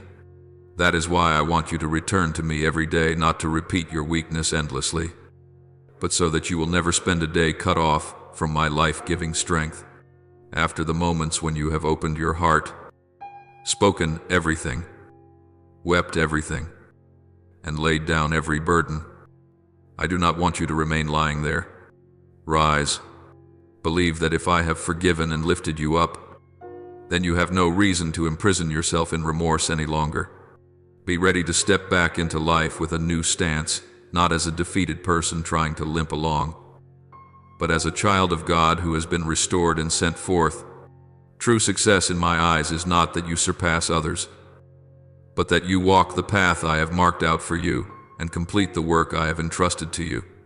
For this reason, every time you leave your time of prayer, I want you to step out with a gentle yet steady determination. Today, I will live as one who has been touched and renewed.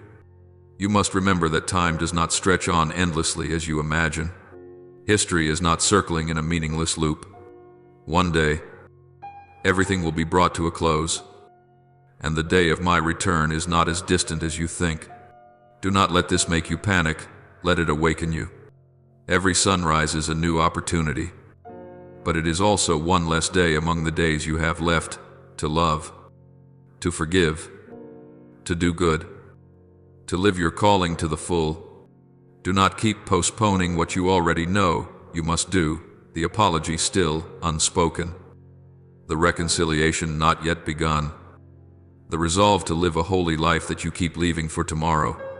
Tomorrow does not always come in the way you expect. I let you know that time is short so that you may live awake, not so that you may drown in fear. There is still so much I long to accomplish through your life, not only in extraordinary moments, but right in the ordinary tasks, in your family, in the encounters that seem accidental. When you allow me to be at the center of all things, each ordinary day becomes fertile ground for what is extraordinary. You will see that miracles are not only healings or outward wonders, but deep transformations in your own heart and in the hearts of those you touch. Some miracles are a marriage rescued, a child drawn out of despair, someone who seemed to have lost faith beginning to come home. I desire to use you in these works, not because you are more worthy than others, but because you have walked through pain and you know what it means to be lifted up by me. Take my hand and move forward. Do not go back to living as though you had never met me. There were times when you walked alone in the dark, but now you no longer have to be solitary. When you choose to walk with me, you will discover that stretches of the path that once terrified you now become lighter, not because your circumstances have changed, but because you know you are no longer walking alone. Every decision you make in prayer, every endeavor begun with an act of surrender, will bear my mark. You may not see the results at once, but persevere. A seed sown in my light will never rot. Always remember that behind you, before you, and within your very life, there is always my support. Do not measure your worth by the gaze of others, by outward success, by the numbers you compare with someone else. You are precious not because of how much you accomplish, but because you belong to me. When you are weary, I uphold you. When you are lost, I seek you. When you stumble, I heal you. If you know that you are sheltered by me, you will dare to live more courageously, to say yes to things you once feared to accept, to step into places where I send you, even while your heart still trembles. I have for you a love that does not change, that does not depend on moods, that does not rise and fall with your successes or failures. I do not love you more when you do many things for me, nor do I love you less when you are weak and slow. What delights me is simply to see you return to me each day, that I may have the chance to speak with you, to guide you, to wipe away your tears, and to strengthen you. Within my heart there are so many good things I long to give you, many beautiful plans for your future and for those you love. I do not keep these hidden like secrets. I want to share them, to confide in you, to let you take part in my plan rather than merely stand outside and watch. You imagine blessing to be something distant, yet, in truth, it is right before your eyes, hidden in the small things that you do not yet recognize. Each day you set aside time for me, each time you choose to forgive, each moment you place the good of another above your ego. You are opening doors that I have already prepared. The reward is not merely material or outward success, but first of all an interior peace, a family gradually being restored, relationships being healed, generations to come, tasting the fruit of your faithfulness. All of this is blessing, is grace, is gift that I have already arranged, simply waiting for you to step into the rhythm of life with me so that you may receive it. In the days ahead, if you continue to cling closely to me, they will no longer be a string of meaningless days, but a journey taken step by step, filled with a deep and quiet joy. That joy does not depend on whether everything goes according to your wishes, but springs from knowing that you are walking in the right direction, that your hand is being held and guided. Your family and those dear to you will gradually sense the change within you, and they will share in that light. I desire that this joy not remain only in your own soul, but spread into the atmosphere of your home, your work, your relationships. When you allow me to be present in the midst of your life, your home will become a refuge for many weary hearts, and you yourself will be the first to experience that fullness. Therefore, do not wait until you are completely fine to begin. Do not wait until you are no longer busy, no longer worried, no longer struggling before you draw near to me. Start right in your present condition, still unsure, still wounded in many places, still with many things unresolved. Come to me as you are, each day, bringing both what is beautiful and what is broken, both your joys and your sorrows. Each encounter like that will add a little more light, a little more peace, a little more direction, and little by little, in just this way, I will trace in your life a path that becomes clearer, brighter, and fuller of the very things you once thought you would never be worthy to receive. I wait for you, not occasionally, but every day. Do not let this invitation pass by like so many things you have heard and then forgotten. Try living this way for a time. Come to me in the morning. Remember me at midday. Return to my arms in the evening. Lay everything before me. Ask me. Listen to me. And then walk forward in trust. You will be surprised to find that even if the outward shape of your life has not changed much, within you, everything is different, more steady, more peaceful, more deep, and more overflowing with the graces I have promised for you and for those you love. You only need to begin. The rest, leave to me, my beloved child.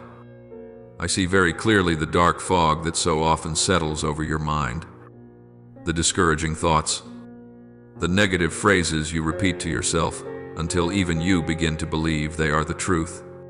You tell yourself that you are too weak, too flawed, too broken, unworthy of anything good, and certainly unworthy of the promises I have made to you. You stare at your wounds, your mistakes, your many falls, and conclude that you yourself are nothing but a sentence waiting to be carried out. But today I want you to know that I am slowly peeling away those heavy layers from your mind. I am like a patient father, bending down to loosen each invisible chain that has bound your soul. The chains of discouragement, of self-contempt, of a long-drawn sense of helplessness that you cannot even name.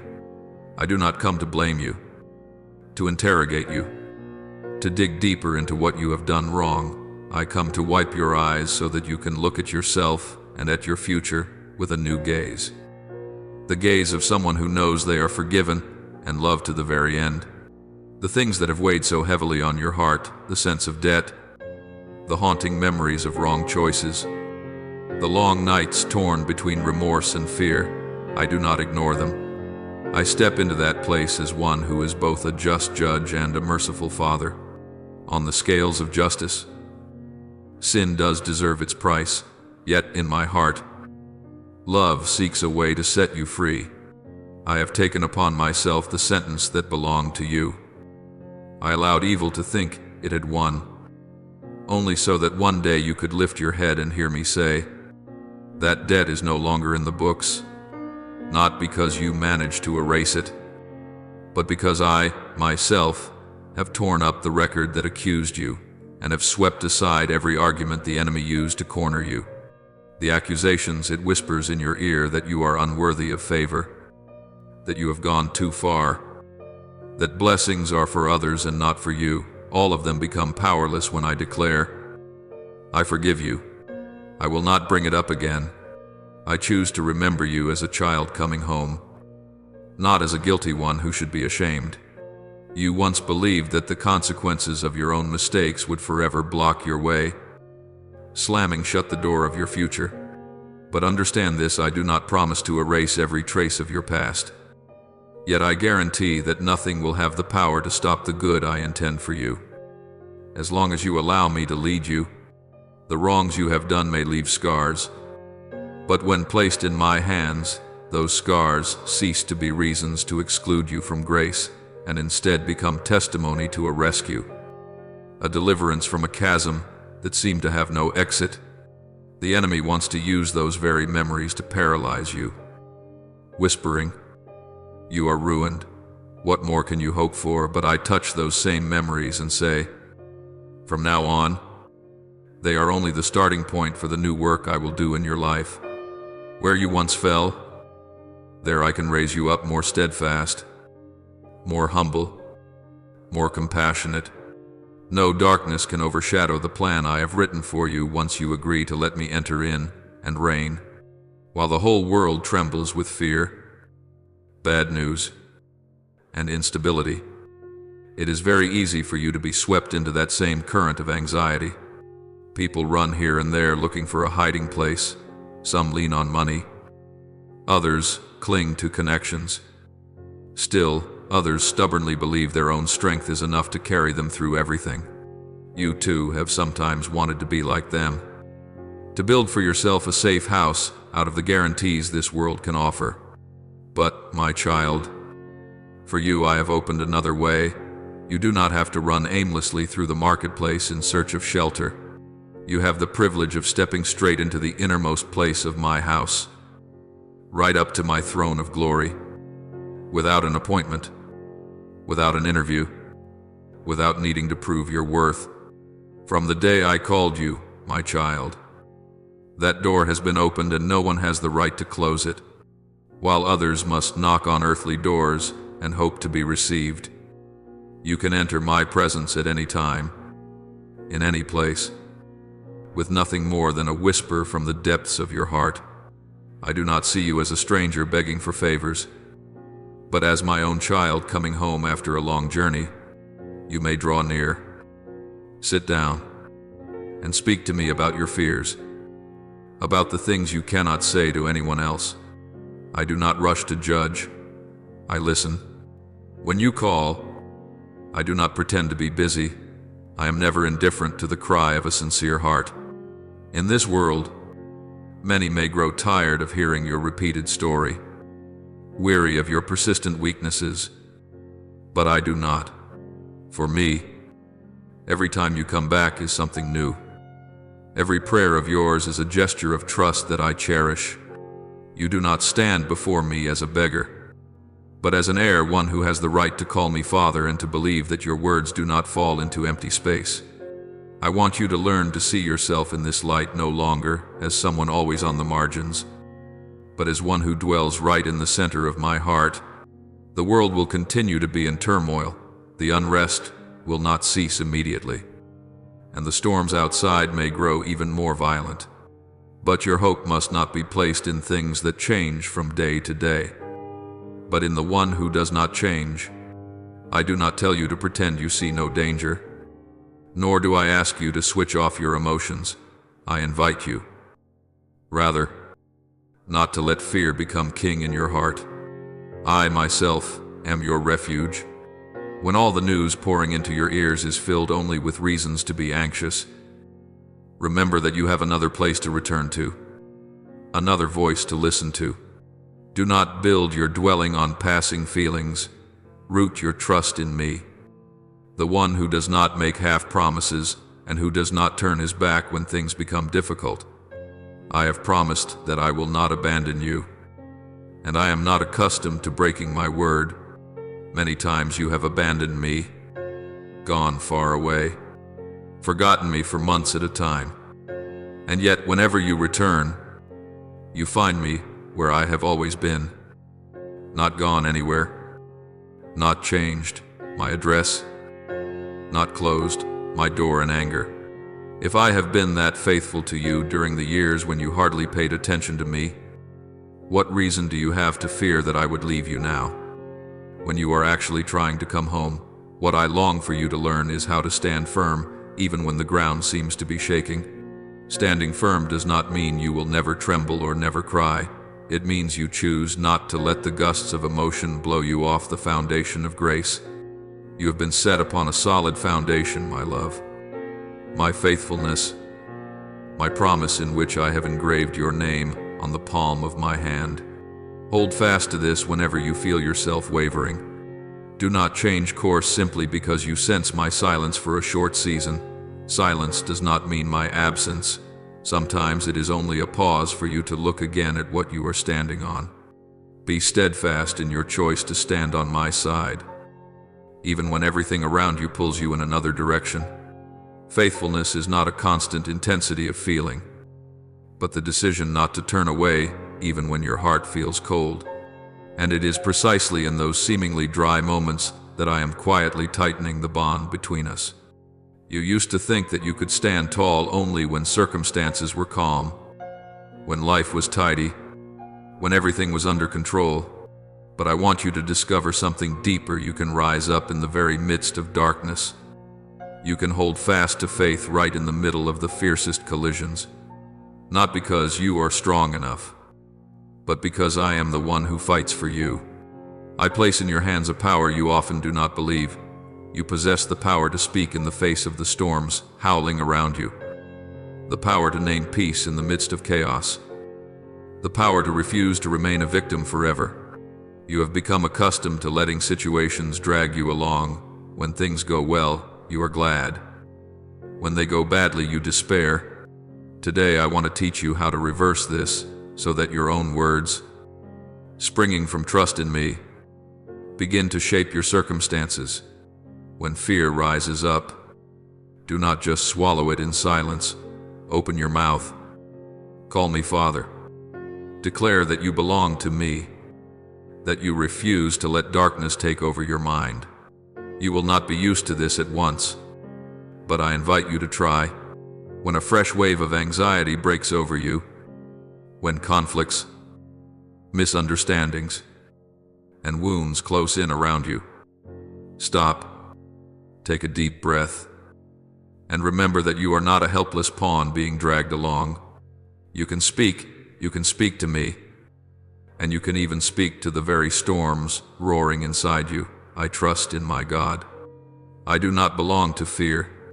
I choose the peace of the Lord. This is not a denial of reality, but placing reality in its proper place at my feet. When you do this, you are lifting your hands, not in surrender to defeat, but in the posture of victory, victory before you see the outcome, victory because you believe that I am at work behind the curtain. Conflicts may try to strangle you, but each time you respond with surrender instead of panic, you are defeating the invisible trap waiting to swallow your soul. My beloved child, do not think that all of this is only beautiful consolation. I invite you to live truly what I am saying, to try taking just small steps a day that begins with an act of surrender instead of complaint, one gentle response instead of an outburst, a simple prayer for peace in the middle of turmoil. Each time you do this, you are agreeing to let the stream of grace flow through you, to take my hand as we pass through the battle together instead of charging into it alone. I have already stood above every storm before they even formed, and I hold your hand as you walk through them. If you let me go with you, you will discover that the things that once made you tremble no longer have the right to rule.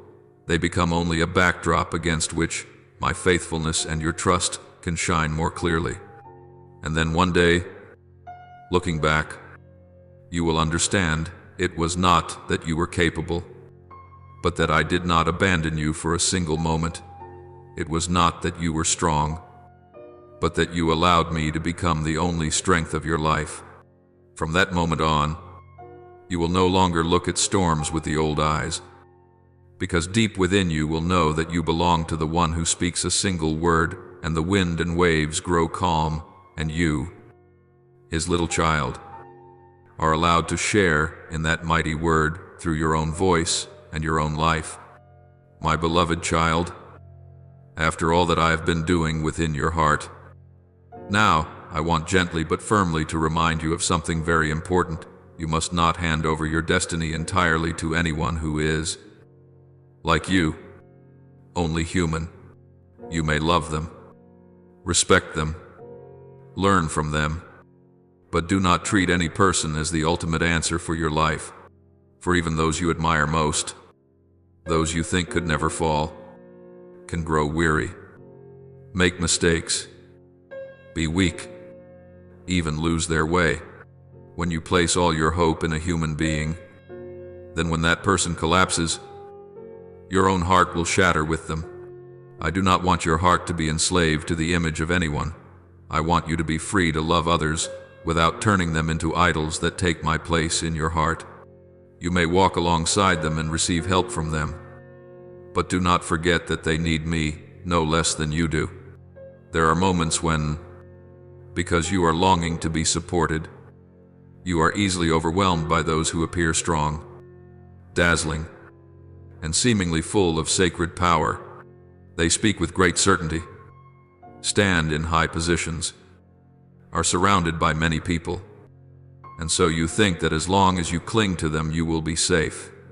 But my child, alongside those who are truly chosen by me, there are also those who only put on a cloak of virtue to hide their ego, their pride, or very worldly calculations. They know how to strike at your fears, your insecurity, your sense of lack, so that you become dependent on them. They promise quick solutions, easy shortcuts, instant miracles. As long as you offer them this or that, as long as you obey every demand without daring to discern. I do not want you to be bewitched by such appearances and forget that true salvation is never exchanged like a commodity. Be truly sober in front of those who try to impress by noise and show. Not everyone who shouts my name, who raises their hands, beats their chest, and weeps, truly belongs to me. What moves me is not the volume of the cry, but the sincerity of the heart. Those who use my name to build their own reputation, to attract, to dominate, to seek profit, are turning what is sacred into a tool for display. They may speak a great deal about faith, yet lack humility. They may recount countless miracles, yet do not lead souls to deep conversion. I have already said that not everyone who cries, Lord, Lord, will be acknowledged. What is decisive is whether the heart and the life truly lean toward me. Therefore, do not rush to place your whole trust in what is only outward glitter. There will be people who come and declare that they can change your whole life if you perform certain rites, contribute a certain amount of money, or offer certain gifts. They turn me into someone who accepts bribes in the form of offerings and turn you into a customer who must pay a price to gain favor. Remember that my love is never for sale, never measured by money, never measured by outward display. The more they rely on dramatic promises and exalt themselves as an indispensable intermediary, the more cautious you must be. The miracles that truly come from me always draw the soul closer to truth, closer to repentance, closer to deep peace. Whatever merely excites curiosity and fleeting emotion and then leaves a chasm of emptiness inside you is not what I desire. Be brave enough to let go of people and places that make you feel increasingly dependent on them rather than attached to me. I call you to place the one foundation of your life in me, not in any created thing. I am the one who formed you out of nothing, the one who understands every beat in your chest, the one who descended to the very depths of darkness to draw you out. No one understands the history of your life as I do. No one knows more precisely than I what you need in order to live to the full. I am not merely a religious idea. I am the one who is present, who is alive, who sees, who hears, who speaks to you each day. If you build your life on fragile foundations, everything will collapse when the storm comes. But if you choose me as your support, you may be shaken, tossed about, wounded. Yet deep within, there will remain a place. Nothing can touch the place where you and I belong to one another. I also want you to learn how to discern the voices in your life. Around you, there are so many sounds, the words of people, rumors, judgments, threats, seductions, and sometimes within your own heart there arise conflicting voices, the voice of fear, of shame, of pride, of weariness. In the midst of that turmoil, my voice does not come with noise and clamor, but like a gentle breeze, an unexpected clarity, a tender prompting that draws you toward what is good. My voice does not throw you into panic. Even if it may shake you deeply, it always leads you toward greater freedom, greater mercy, greater truth. When you stay close to me, you will gradually learn to recognize what is my voice and what comes from forces that want to pull you away from the light. Do not be quick to believe anything just because it is accompanied by my name. Look at where it leads you, closer to me or farther away, into peace or into confusion, into love or into division. Do not be surprised if, when others are shrouded in gloom, you sense within yourself a glimmer of light that is hard to explain. I do not promise to keep you from every trial, but I promise to give you a joy deeper than anything happening on the surface. Others may despair and think they cannot go on. Yet I want you to become a living testimony that it is still possible to rise again, even after many falls. Not because you are braver, but because you allow me to lift you up.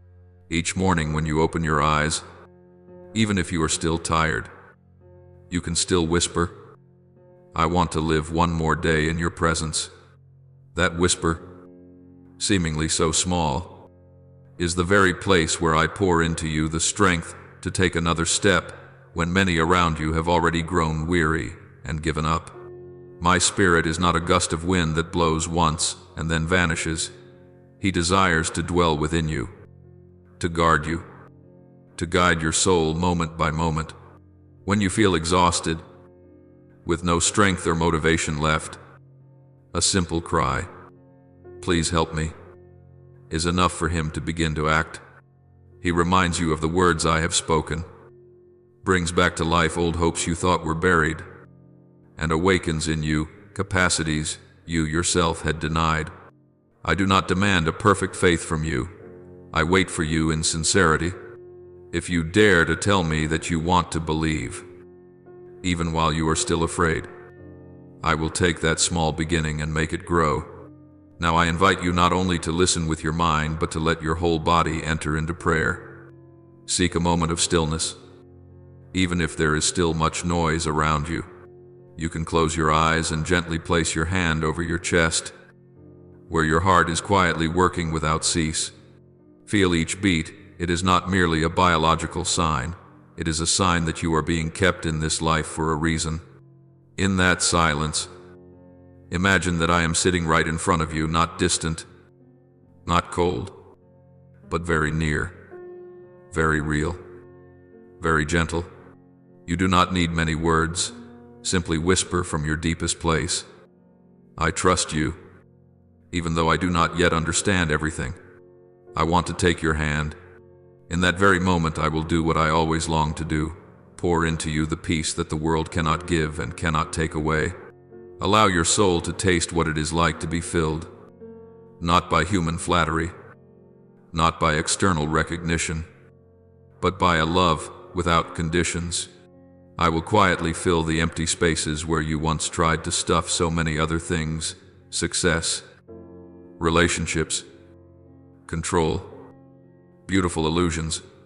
I will replace them with a deep gentleness, a sense that you are not alone, that there is one who is always at your side, who always understands you, even when no one else does.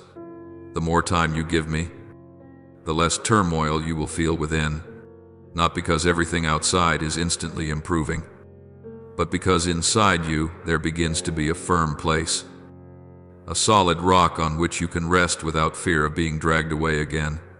You are living in days when adversity is like a whirlwind, blowing relentlessly against every side of your life: work, family, health, relationships, future. At times you feel like a small boat in a stormy sea, with every bad news, every crack, every wounding word like a wave lifting you up only to slam you down. There have been moments when you thought you would sink, lose your bearings, never see the shore again.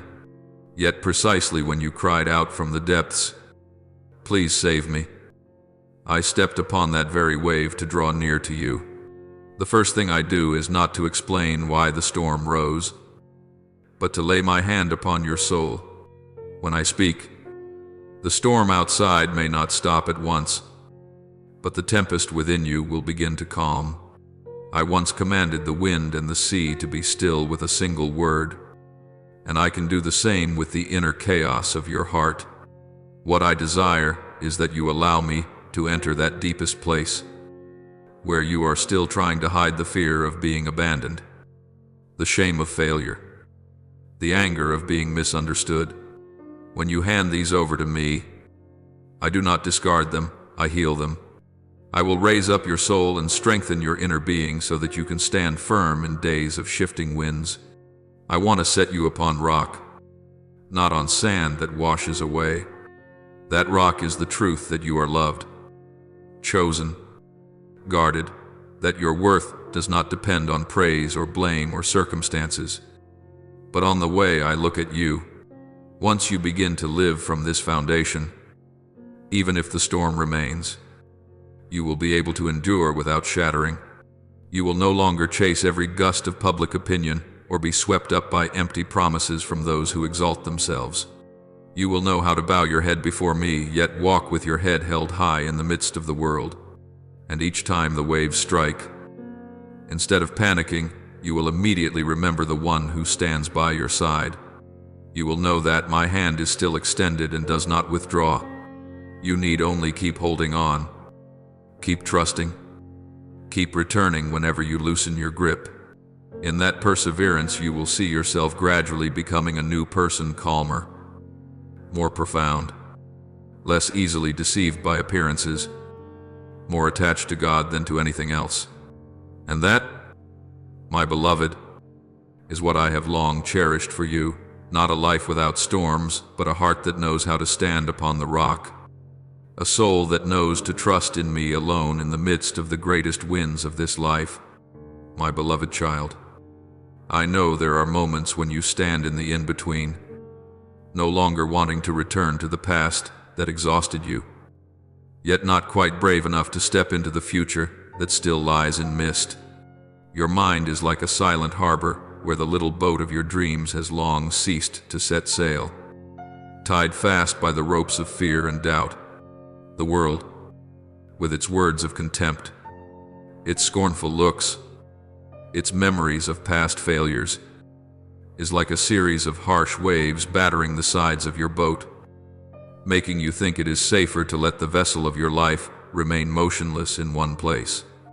But my child, I did not create you to remain forever moored in that fragile safety.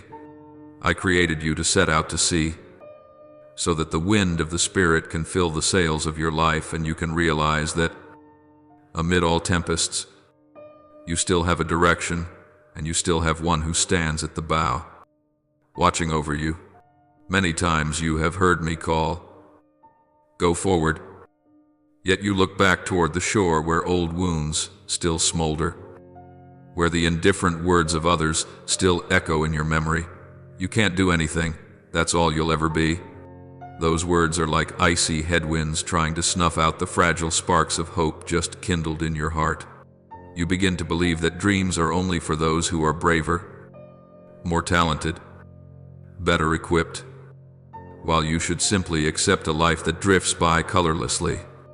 Yet even when you think this way, I persist in standing there on your little boat, my hand resting gently on the sail, waiting for you to loosen the ropes. I do not scold you for hesitating, nor do I mock your weakness. I simply wait for the moment when you dare to utter one small sentence, Lord. I want to put out to sea with you. Then my wind will begin to blow more strongly, not to overturn your boat, but to carry you away from the dark shore that has held you back for so long. Try to imagine this: if a boat always stays moored at the pier, avoiding every wave, it will never know what it was made for. Boats are not built to become decorations on the shore, but to face the open sea. In the same way, you were not created to live resignedly, confined within the small circles of fear, letting the harsh words of others define your worth. I know those wounding words have made your heart ache, have extinguished many good plans, have led you to tell yourself, better stop dreaming. Yet if you continue to let those voices govern the course of your life, your boat will keep turning in circles in shallow waters, never reaching the deep where I am waiting for you. The storms are not meant to drown your dreams, but to teach you how to lean on me in every rocking of the waves. What I desire from you is very simple when the storm rises. When reproach, misunderstanding, or insult surround you, do not rush to stare down into the deep black water below or fixate on the waves foaming all around. Lift your eyes and look for me. I am not standing far away on a safe shore, commanding you to fight alone. I am on your very boat, in the midst of the turmoil with you, and my eyes do not leave you for a single instant. When you fix your gaze on the raging winds, fear will swell and make you think you are about to sink. But if you fix your gaze on me, your heart will gradually realize that no matter how hard the waters pound, you are not alone. I am the support that keeps you balanced, the compass that gives you direction, the captain who knows exactly which way to go to avoid the rocks. Your task is not to control the storm, but to keep your eyes from leaving the one who leads you.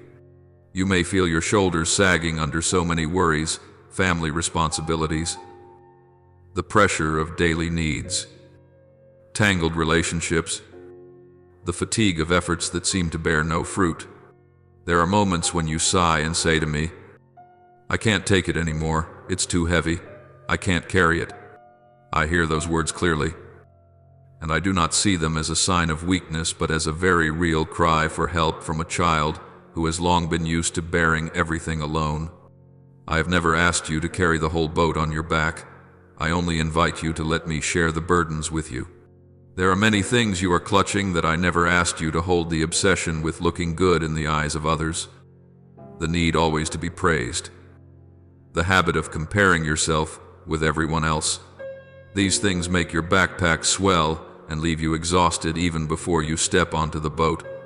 I want to teach you, slowly, how to lay them down, to let go of unhealthy expectations, of false images of yourself, of pointless self-reproach. Then, for what remains, the real responsibilities, the unavoidable trials, I will shoulder them with you. The patience I ask of you is not blind resignation, pretending there is no storm, nor a careless attitude that lets everything drift as it will. The patience I desire is your acceptance that some stretches of the road cannot be shortened, that some lessons can only be learned by passing through them, not by going around them. Each day you face difficulties. I am quietly strengthening the inner muscles you cannot see with your eyes, the capacity to endure without becoming bitter, to stand firm without panic, to trust without needing to see the outcome beforehand. Today you may feel yourself trembling before a small trial, but if you allow me to walk with you, tomorrow you will look back in amazement that what once kept you awake at night has become only a warm-up exercise. Your strength does not appear out of nowhere. It grows little by little in those moments when you want to give up, yet still whisper to me, I am tired. but I will not let go of your hand. You need to learn to trust me, not only with words but with decisions. Trust is not merely a warm feeling during prayer or a few emotional moments when you hear a song. It is choosing to stand on my side even when everything around you seems to oppose it. When pressure comes, you have two choices. Either let it crush you, or let it become the force that pushes you deeper into trust. I do not promise that if you believe you will never feel anxiety. I only promise that your anxiety will no longer have the power to rule you. You may still tremble, but you will not turn back. You may still be confused, but you will not let go of my hand. And in that very process, your faith will become solid. No longer a vague idea, but your daily breath. At some point you will realize that what holds you is not the strength of your grip on me, but the strength of my hand that is always holding you. You often measure everything by your immediate emotions if all goes smoothly. You think I am near if everything is in turmoil. You assume I have gone far away. But my dear child, feelings are only the waves on the surface, while my love and my plan for you are like the deep ocean current beneath, flowing steadily even when the surface is stormy. The anxieties that squeeze your chest today, the pressures that make you want to give up, the piled up questions. Who knows where all this is going? All of these are real. I do not deny them. I do not ask you to pretend you are fine, but I ask you to place them on the scale against the joy I am quietly preparing. And you will see that the two cannot be compared. The relief of knowing you have walked through a hard stretch without giving up. The emotion you feel when you see a new door open after so many times you thought every way was blocked. The peace of seeing others lifted up by the very painful experiences you have lived through. These are forms of happiness that no pressure in this world can ever replace. The blessing I have for you is not a gift that suddenly falls from the sky for you to enjoy for a moment and then be done with. It is the fruit of a cooperation between the grace I give and the effort with which you respond. When you persevere in remaining on your little boat, when you allow my wind to carry you instead of turning the bow back to shore each time you meet a wave, when you keep on forgiving, keep on choosing what is good and wholesome even when others do not understand, you are sowing seeds that one day will blossom into a field of joy. On the day the blessing comes, you will not see it as something strange, but as the natural result of a journey of trust. You will no longer say, with a doubting heart, "Why do I deserve this?" But you will smile and whisper, "I knew you would not abandon me." And that joy will not be a loud burst of laughter, but a deep and quiet peace that makes you, even as you look back on the stormy days, feel your heart overflow with gratitude, because it was precisely those days that taught you how to cling to me. I want you to remember that what I am doing in you is not only for the present, but also for the days to come, for the people you will meet, for the souls you will unknowingly touch. When you dare to let the sail of your life be filled by my wind, you will not travel alone. There will be smaller boats, more lost, more fragile, that will look at you amid the waves and find courage. You do not need to shout loudly about your faith. You only need to keep going. Keep your course. Keep your eyes fixed on me. The image of a person who dares to live like that in a world full of change is already a powerful testimony. And every step you take, every gust of wind that pushes you forward, will be a quiet yet mighty answer to all the insults, the false judgments, and the old fears that once tried to keep you from moving at all. So, my beloved, do not shrink back any longer. Let me, with all my love and my power, stand in the same boat with you, take hold of the helm with you, share the long nights with you. You do not have to prove yourself to me. I have known you well since before you even knew what it was to fear a storm. The only thing I ask of you is that you do not lock the door of your heart against hope.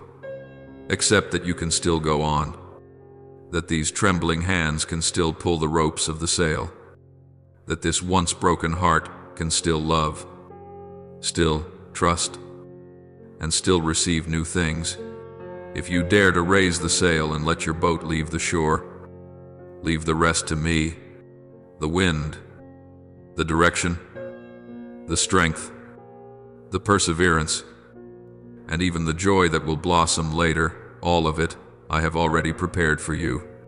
You only need to step aboard and say to me, in a voice so gentle yet powerful enough to make heaven tremble, Lord, I believe you will lead me through. In this very moment, open your heart wide, draw near to me, and whisper to me the most sincere prayers that rise up from the depths of your soul.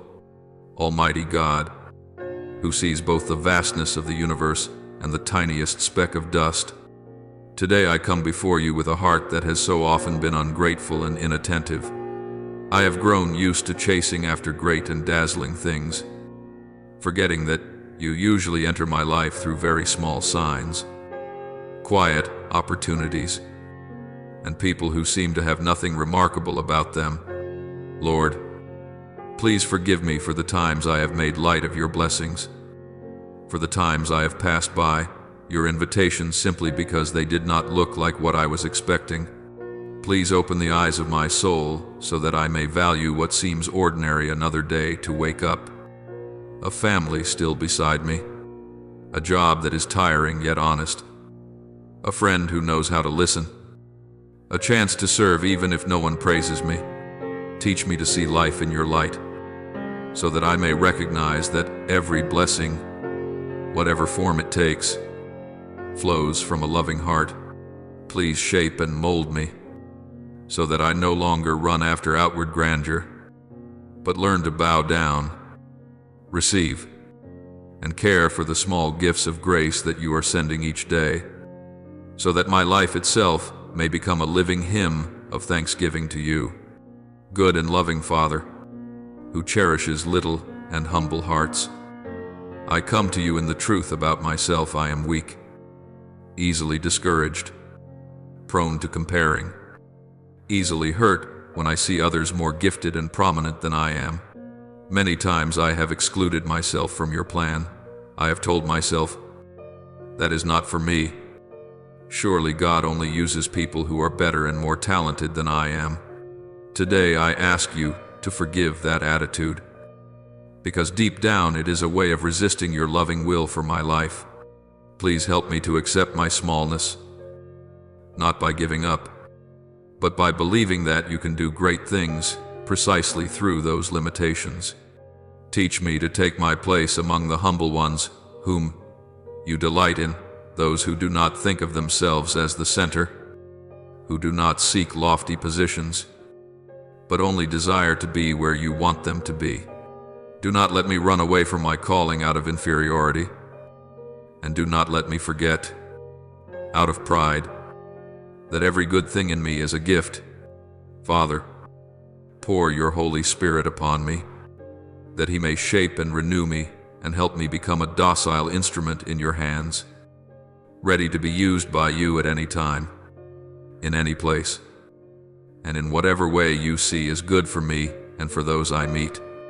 Almighty God, I bow my head in gratitude to you, because among so many people who are more talented, more prominent, and seemingly more worthy in the eyes of the world, you still quietly set your gaze on me. I thank you because you do not choose me for my achievements, my appearance, or what I possess. You choose me in my very simplicity and clumsiness, in the very places where I feel ashamed of myself. I thank you for not abandoning me in those moments when I rejected myself, when I said, I am not worthy, and you whispered back, I choose you, when I thought, I can't do anything worthwhile. You patiently prepared small tasks so that I could learn to step out when I placed myself on the margins. You stepped out, took my hand, and led me into the very heart of your loving plan.